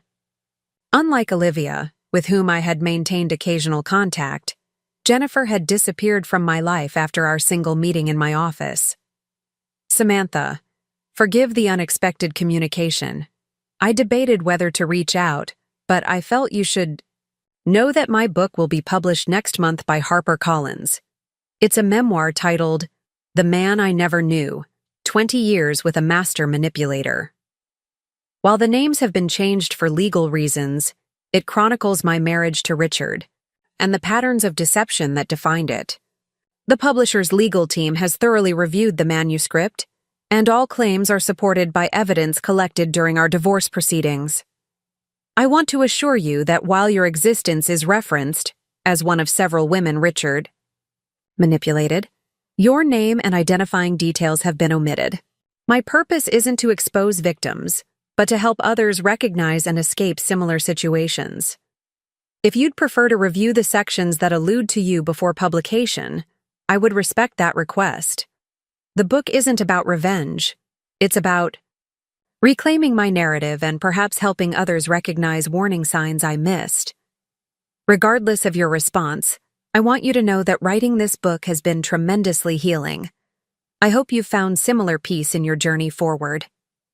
Best regards, Jennifer Thompson. I stared at the screen, absorbing the implications of Jennifer's project.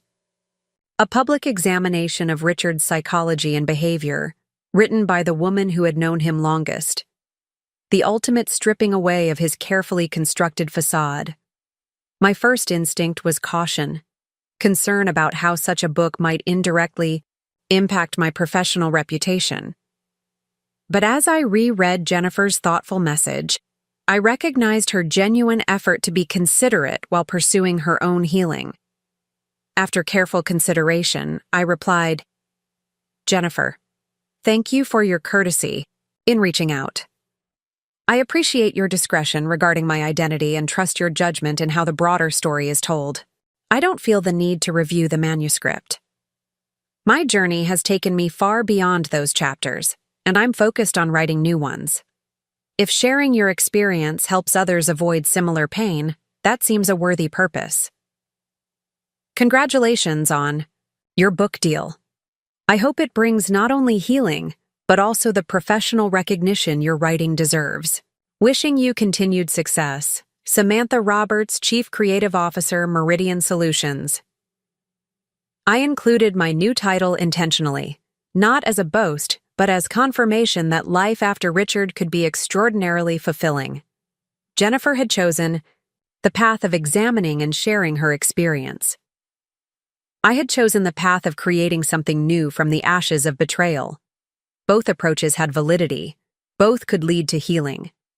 After sending the email, I closed my laptop and turned toward James, his presence a reminder of how completely my life had transformed. The man sleeping beside me was everything Richard had pretended to be. Honest, supportive, genuinely committed to mutual growth rather than personal gain. The following Monday, I stood before Meridian's assembled staff in our main conference room, the energy palpable as Victoria introduced me in my new role. As we expand to Chicago and Los Angeles, she announced, we need leadership that embodies our core values of creativity, integrity, and collaborative excellence. Samantha Roberts has not only transformed our creative approach, but has redefined what leadership looks like at Meridian. As Chief Creative Officer, she will guide our creative vision across all locations, ensuring we maintain the distinctive approach that has fueled our extraordinary growth. The applause was genuine, the faces before me reflecting true appreciation, rather than the wary compliance that had characterized the Richard era. Even those who had initially resisted the changes I implemented had eventually recognized the benefits of our new culture. "Thank you, Victoria," I began, surveying the room filled with colleagues who had become a professional family. "When I joined Meridian 8 years ago, I could never have imagined standing here today. But that's the beauty of creative work. It constantly surprises us, challenges us, and reveals possibilities we never considered." I outlined my vision for Meridian's creative future, a bold approach that balanced innovation with strategic discipline, pushing boundaries while delivering measurable results for clients. "As we expand nationally, we'll face new challenges and opportunities," I acknowledged. "Different markets, different talents, different perspectives. Our strength will be in embracing that diversity while maintaining our core commitment to authentic creativity and collaborative excellence."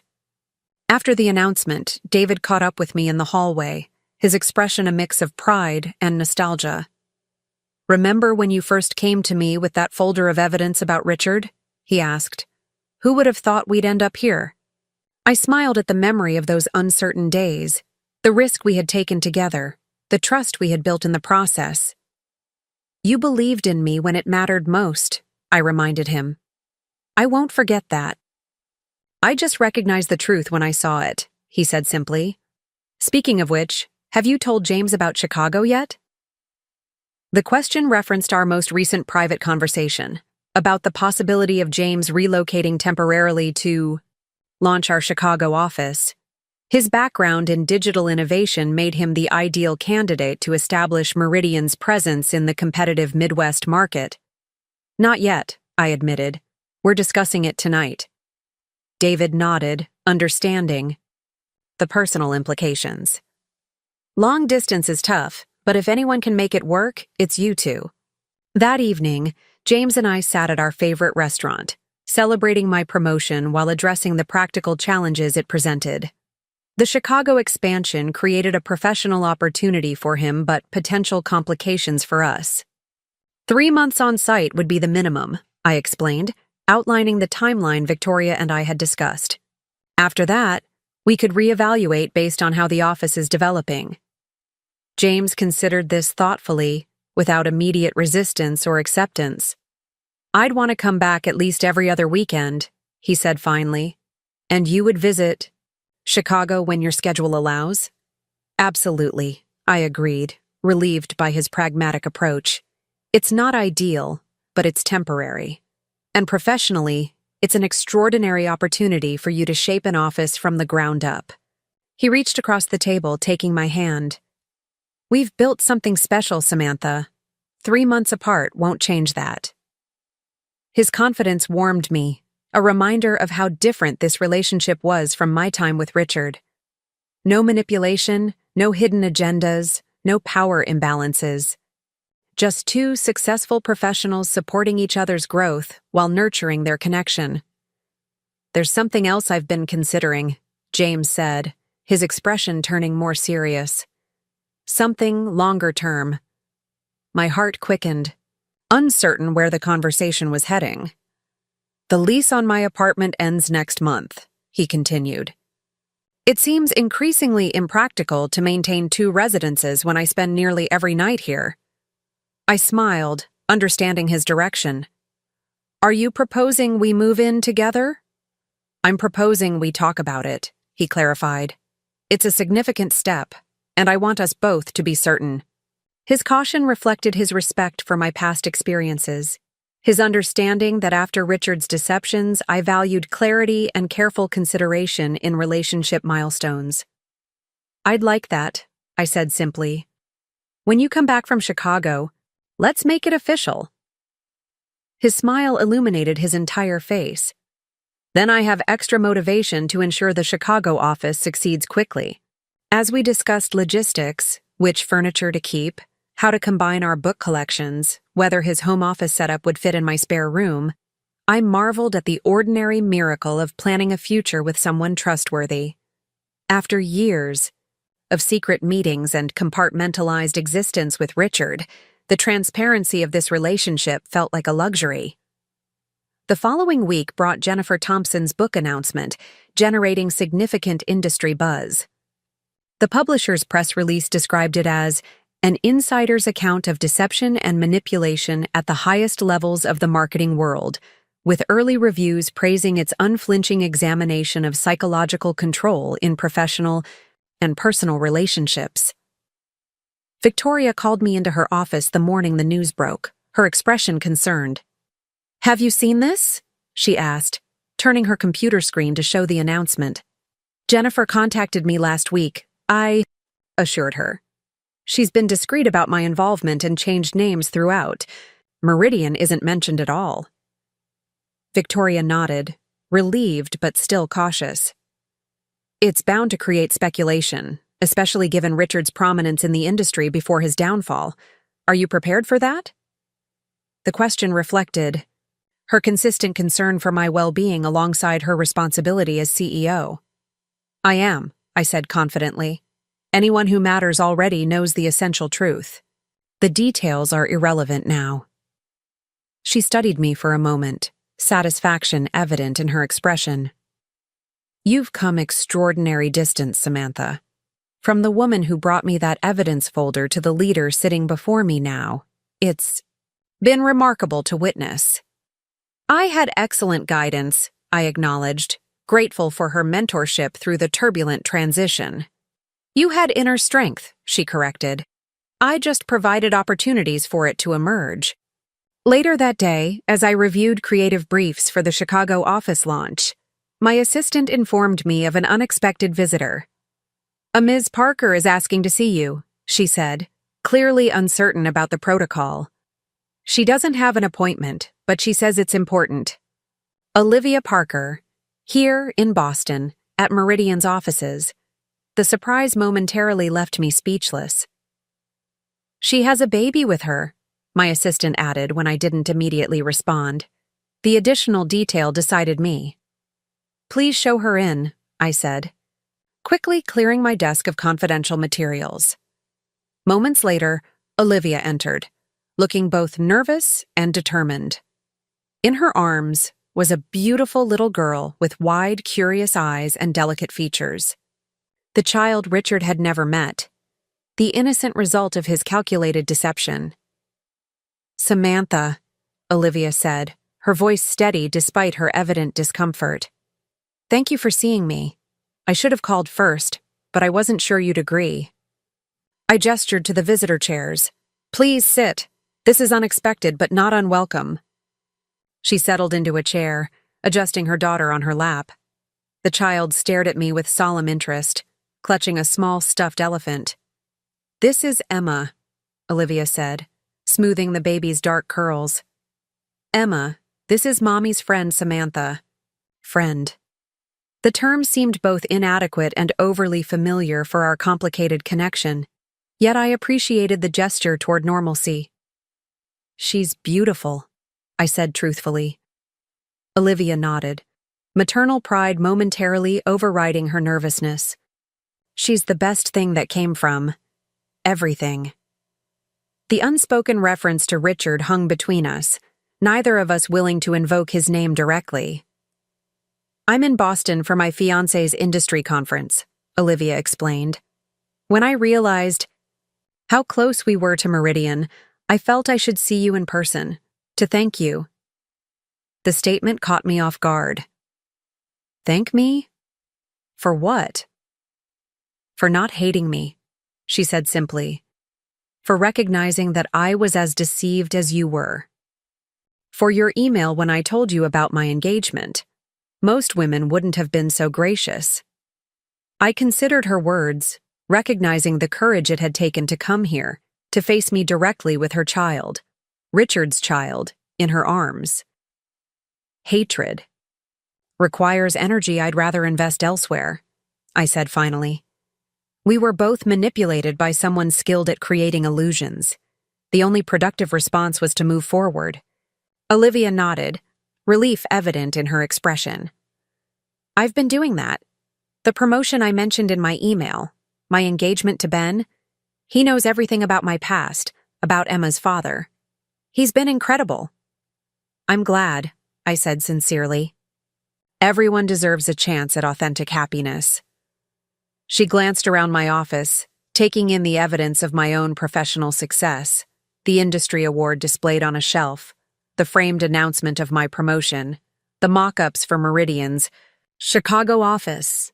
You've done well, she observed. Really well. I'm not surprised. Even when we barely knew each other, I could see how talented you were. The genuine admiration in her voice touched me unexpectedly. Thank you. It's been an extraordinary year. I saw the announcement about Jennifer's book, Olivia said after a brief silence. Will that be difficult for you? I appreciated her direct approach. No evasion, no pretense. No. That chapter of my life is closed. Whatever Jennifer needs to process her experience is her business. Olivia adjusted Emma on her lap as the child began to fidget. I considered contacting her, when I first learned how long she had been married to him. I thought maybe I owed her some kind of apology or explanation. Did you? I asked, genuinely curious. She shook her head. Ben advised against it. He said she deserves to move forward without reminders of people connected. To her pain, I think he was right. Her fiancé's wisdom impressed me. His understanding that sometimes the kindest action is allowing someone to heal without reopening wounds. He sounds insightful. He is, Olivia confirmed, a soft smile transforming her features. After experiencing manipulation disguised as affection, genuine love feels almost disorienting at first, like waiting for the other shoe to drop. The observation resonated deeply with my own experience in the early days with James. I understand. Completely. Our eyes met in mutual recognition. Two women who had traveled similar paths from deception to authenticity, from manipulation to genuine connection. Emma chose that moment to drop her stuffed elephant, breaking the emotional weight of our exchange. As I retrieved it from the floor, the child rewarded me with a dazzling smile that momentarily took my breath away. She had Olivia's expressions, but something in her features, perhaps the shape of her eyes or the curve of her smile, echoed Richard in ways that stirred complex emotions. She's his only child, Olivia said quietly, following my thoughts, with uncanny accuracy. Jennifer told me they never had children. And from what I understand, there weren't others like us. Just you and me. The information surprised me. The realization that despite his serial deception, Richard had maintained some boundaries in his manipulation. It didn't excuse anything, but it added a layer of understanding to the complex portrait of the man who had wounded us both. Does that matter to you? I asked. Olivia considered the question seriously. It matters for Emma, she said finally. Someday she'll have questions about her father. I'll tell her the truth, but I want that truth to be as simple as possible. He made bad choices. He wasn't ready to be a father, but he ensures she's provided for. Not a complete picture, but enough for a child to understand. Her thoughtfulness about her daughter's future emotional needs impressed me. You're a good mother, Olivia. She blinked rapidly, unexpectedly moved by the simple acknowledgement. I'm trying to give her what I didn't have: stability, honesty, clear boundaries. As Emma began to fuss, indicating the limits of her patience for adult conversation, Olivia stood to leave. We should get back to the hotel. Ben will be wondering where we are. I rose as well, walking them to the door. I'm glad you came, Olivia. Truly.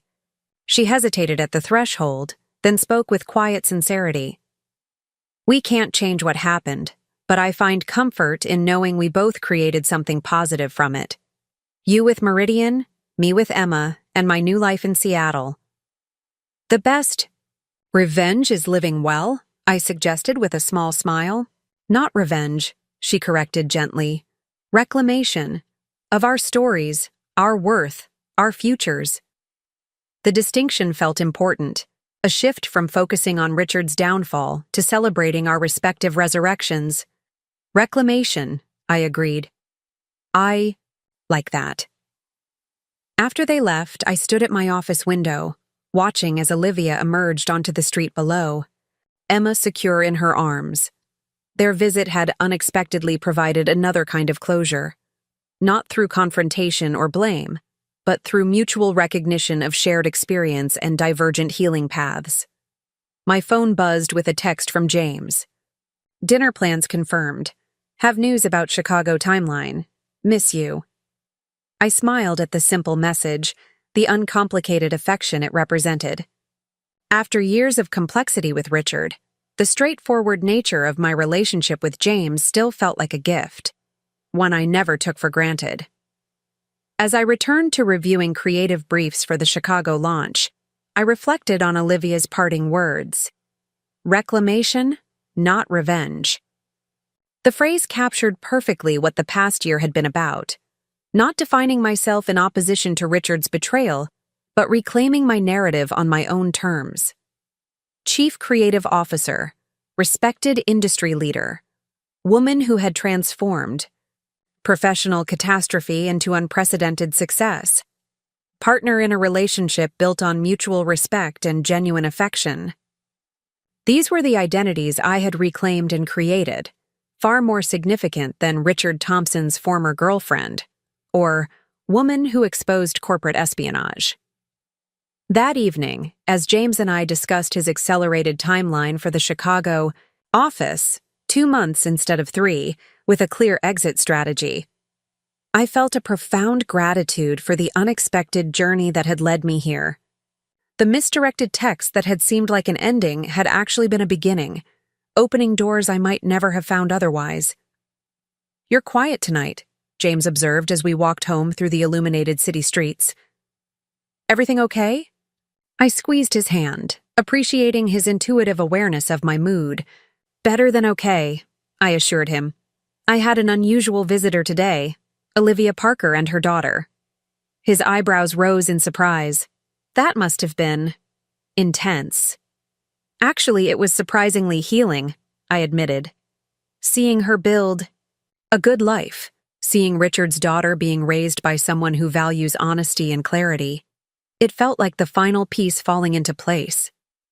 James nodded, understanding without judgment. Closure comes in unexpected forms sometimes. It's not even about closure, I realized aloud. It's about perspective. Seeing how completely life has moved on for all of us. Olivia with her family. In Seattle, Jennifer with her book. Me with Meridian and with you. Richard is just a character in our past now, not a defining force in our present. James smiled, pulling me closer as we walked. That's the thing about manipulators, he observed. Their power exists only as long as we allow it to. Once we reclaim our narratives, they become footnotes rather than chapter titles. His insight resonated with what Olivia had said about reclamation. Exactly. As we reached my building, soon to be our building, James paused, turning to face me under the soft glow of the street lamp. I've been thinking, he said, his expression suddenly serious. About Chicago, about the future, about us. Something in his tone made my heart beat faster. What about us? I don't want to leave for Chicago without making my intentions clear, he continued. These past months have shown me exactly what I want for my future, who I want in my future. I held my breath, sensing the significance of the moment. I'm not proposing tonight, he clarified with a gentle smile. That deserves its own special moment when we're both ready. But I want you to know that's where I see us heading, toward building a life together, a family if that's what you want, a partnership in every sense. The simple honesty of his declaration touched me deeply. No grand gestures, no manipulative timing, just authentic sharing of his feelings and intentions. "I want that too," I said softly. "All of it." His smile illuminated his entire face as he pulled me close. "Then Chicago is just a brief intermission in a much longer story." As we entered the building together, planning our future with the easy confidence of two people who had found their way to authentic connection, I thought again of Olivia's word: reclamation. We had all reclaimed our narratives from Richard's destructive influence, Olivia through motherhood and new love, Jennifer through writing her truth, me through professional excellence and genuine partnership. The text message that had once shattered my world had ultimately led me to rebuild it, stronger and more authentic than before. The betrayal that had seemed like an ending had become the catalyst for an unexpected beginning. And the woman who had once defined herself through someone else's eyes now stood firmly in her own power, writing her own story one truthful page at a time. 5 years had passed since that life-changing text message. The grand ballroom of the Wilshire Hotel sparkled, with elegant decorations as industry leaders gathered for the annual Marketing Excellence Awards. I smoothed the fabric of my midnight blue gown, feeling a flutter of anticipation as the presenter approached the podium. And the Agency of the Year award goes to Meridian Solutions. The room erupted in applause as Victoria Hayes squeezed my hand. We made our way to the stage together, she as the outgoing CEO who had built Meridian's foundation, and I as her recently announced successor who would lead it into the future. "This award belongs to everyone at Meridian," Victoria said into the microphone, her voice strong and clear. "To our talented teams across Boston, Chicago, and Los Angeles. To our loyal clients who trust us with their vision. And especially," she paused, turning toward me, "to Samantha Roberts, whose extraordinary leadership has transformed Meridian into the industry powerhouse it is today." She stepped back, gesturing for me to take the podium. The spotlight felt warm on my face as I surveyed the audience, competitors, colleagues, and friends who had witnessed Meridian's remarkable evolution. 5 years ago, Meridian stood at a crossroads, I began, careful not to glance toward the table where Richard Thompson sat with his new agency colleagues. We chose a path defined by collaborative creativity, transparent client relationships, and authentic leadership. This award affirms that choice and reminds us that genuine excellence can never be built on deception or manipulation.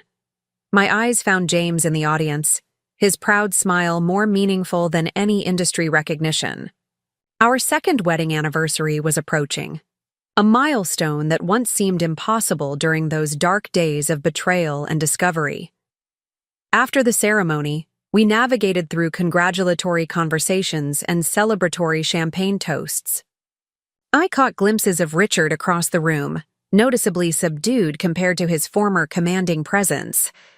He had eventually secured the creative director position at Pearson & Bell, rebuilding a career that would never quite reach its former heights, but provided stability and purpose. "Congratulations, Samantha." The voice behind me was familiar, though rarely heard now. I turned to find Richard standing there, a respectful distance between us. "Meridian deserves the recognition." "Thank you, Richard," I replied evenly, my emotions long since settled into calm neutrality. "How are things at Pearson & Bell?" "Steady," he said with a slight nod. "Nothing like Meridian's trajectory, but solid.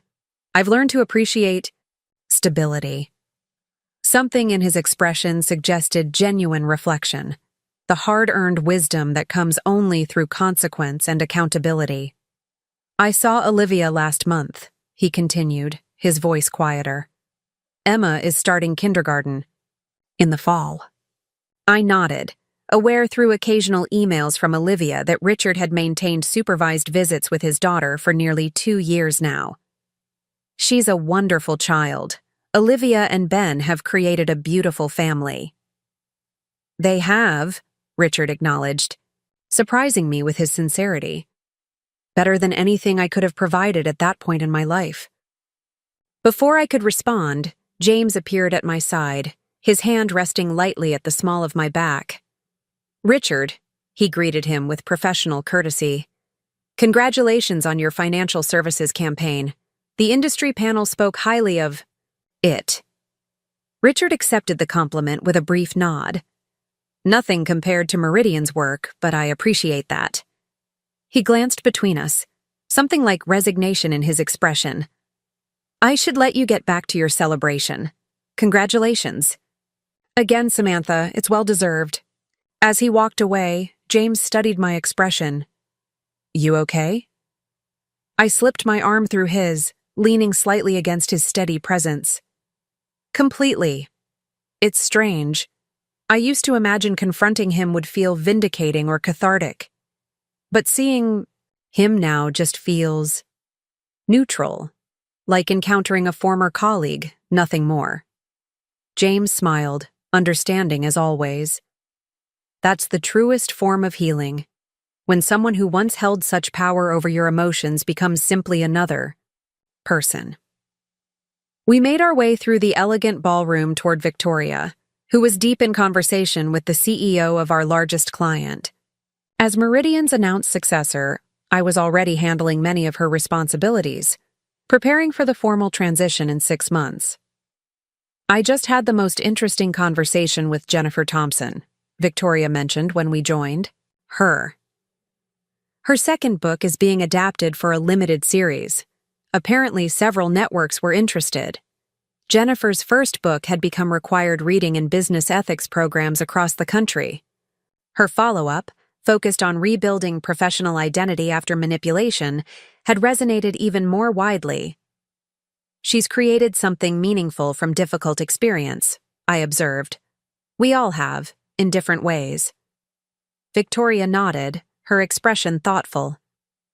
"That might be the most valuable lesson from everything that happened.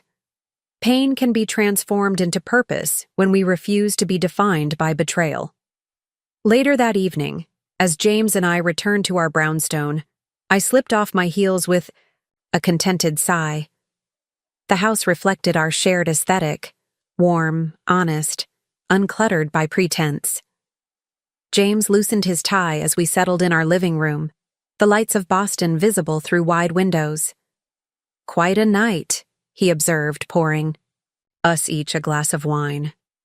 Agency of the Year, conversation with Richard, Jennifer's book adaptation, all threads of the same story. I accepted the wine, considering his observation. A story I never would have chosen, but wouldn't change now. Everything valuable in my life emerged from that moment of painful clarity. My phone buzzed with a text from Olivia, a simple, congratulatory message with a photo attached of Emma holding a handmade card that read, "Congrats, Ms. Samantha," in wobbly kindergarten letters. The child who connected us all through complicated circumstances had become a bright spot of innocent joy. "She's gotten so big," James commented, looking over my shoulder at the photo. Olivia mentioned she's starting piano lessons. I nodded, smiling at the evidence of normal childhood milestones proceeding despite the unusual circumstances of Emma's family structure. She's apparently quite musical, takes after her mother. As I responded to Olivia's message, I reflected on the unlikely friendship that had developed between us. Two women connected by betrayal who had refused to let that connection remain negative. We spoke occasionally, exchanged holiday cards, and maintained a gentle awareness of each other's lives without dwelling on the past that had linked us.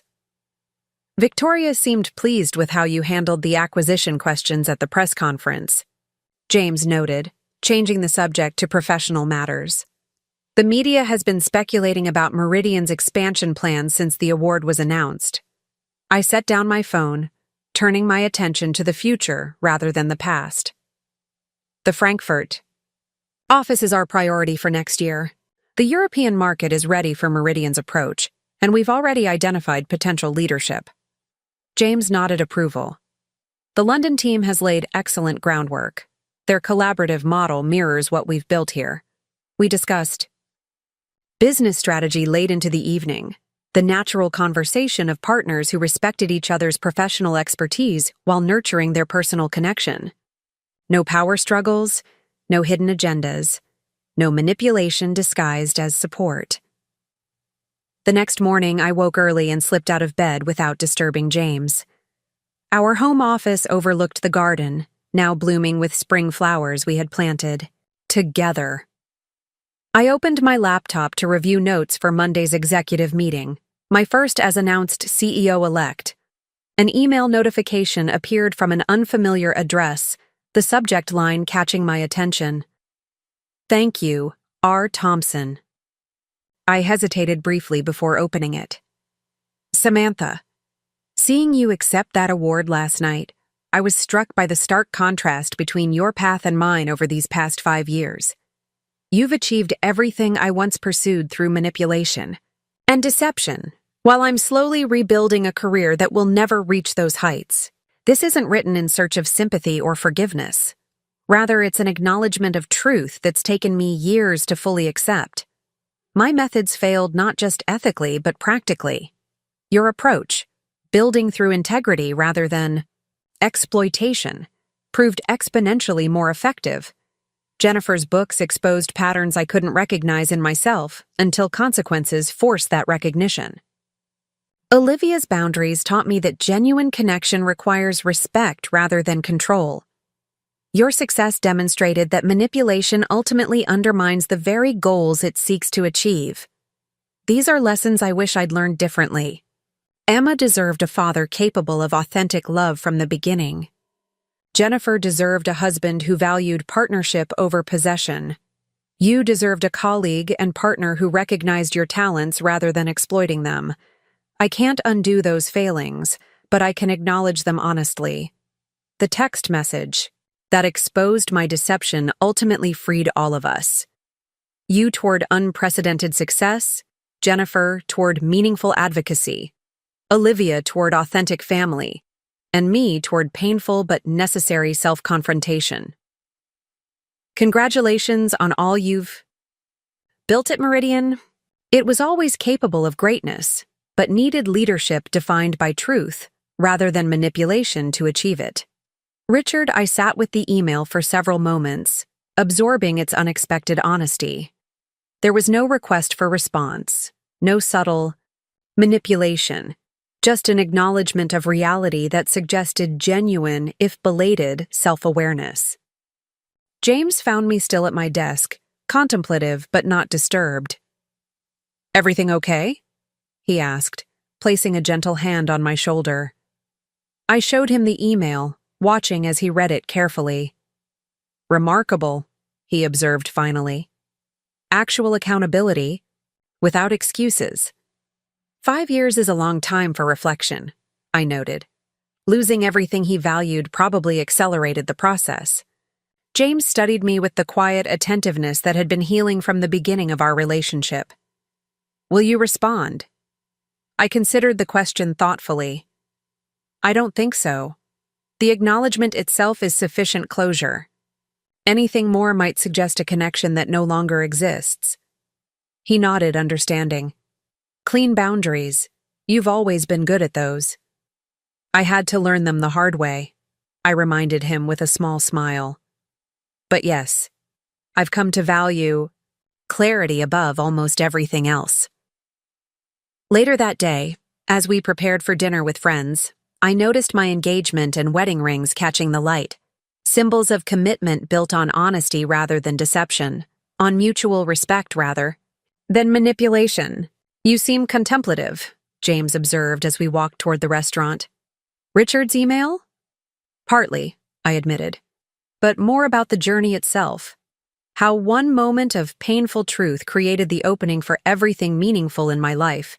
Now. James squeezed my hand gently. The universe has strange methods sometimes. Indeed, I agreed. A misdirected text message seems like such a small thing to transform multiple lives so completely. Not the message itself, James corrected thoughtfully, but what you chose to do with the truth it revealed. You could have confronted Richard, emotionally could have walked away completely, could have sought simple revenge. Instead, you chose protection over destruction, creation over retaliation. His observation resonated deeply. We all did, in different ways. Jennifer chose understanding over bitterness. Olivia chose healthy boundaries over resentment. Even Richard eventually chose accountability over denial. As we reached the restaurant where friends waited to celebrate Meridian's award, I felt a profound sense of completion. The story that had begun with betrayal had evolved through healing into something altogether different, not defined by Richard's actions but by our collective responses to them. The woman who had once lived in the shadows of someone else's manipulation now stood firmly in her own light, guided by her own values, creating a legacy of authentic leadership and genuine connection. The text message that had once shattered my world had ultimately freed me to build one far stronger and more meaningful than I could have imagined. The betrayal that had broken my heart had created space for true love to enter. The professional setback had opened the path to unprecedented success, not despite the painful beginning, but because of it. Not in opposition to Richard's influence, but beyond it entirely. Not defined by victimhood, but by the empowered choices that followed revelation. As I stepped into the warm embrace of celebration with people who knew and valued the authentic me, I carried a quiet gratitude for the unexpected journey, with all its pain and promise, its devastation and discovery, its endings and beginnings. The misdirected text had revealed a painful truth, but the most powerful truth was what had emerged in its aftermath. That betrayal need not define us, that manipulation cannot prevail against integrity, and that our greatest strength lies not in avoiding painful revelations, but in how we rebuild after they occur. Up next, you've got 2 more standout stories right on your screen. If this one hit the mark, you won't want to pass these up. Just click and check them out.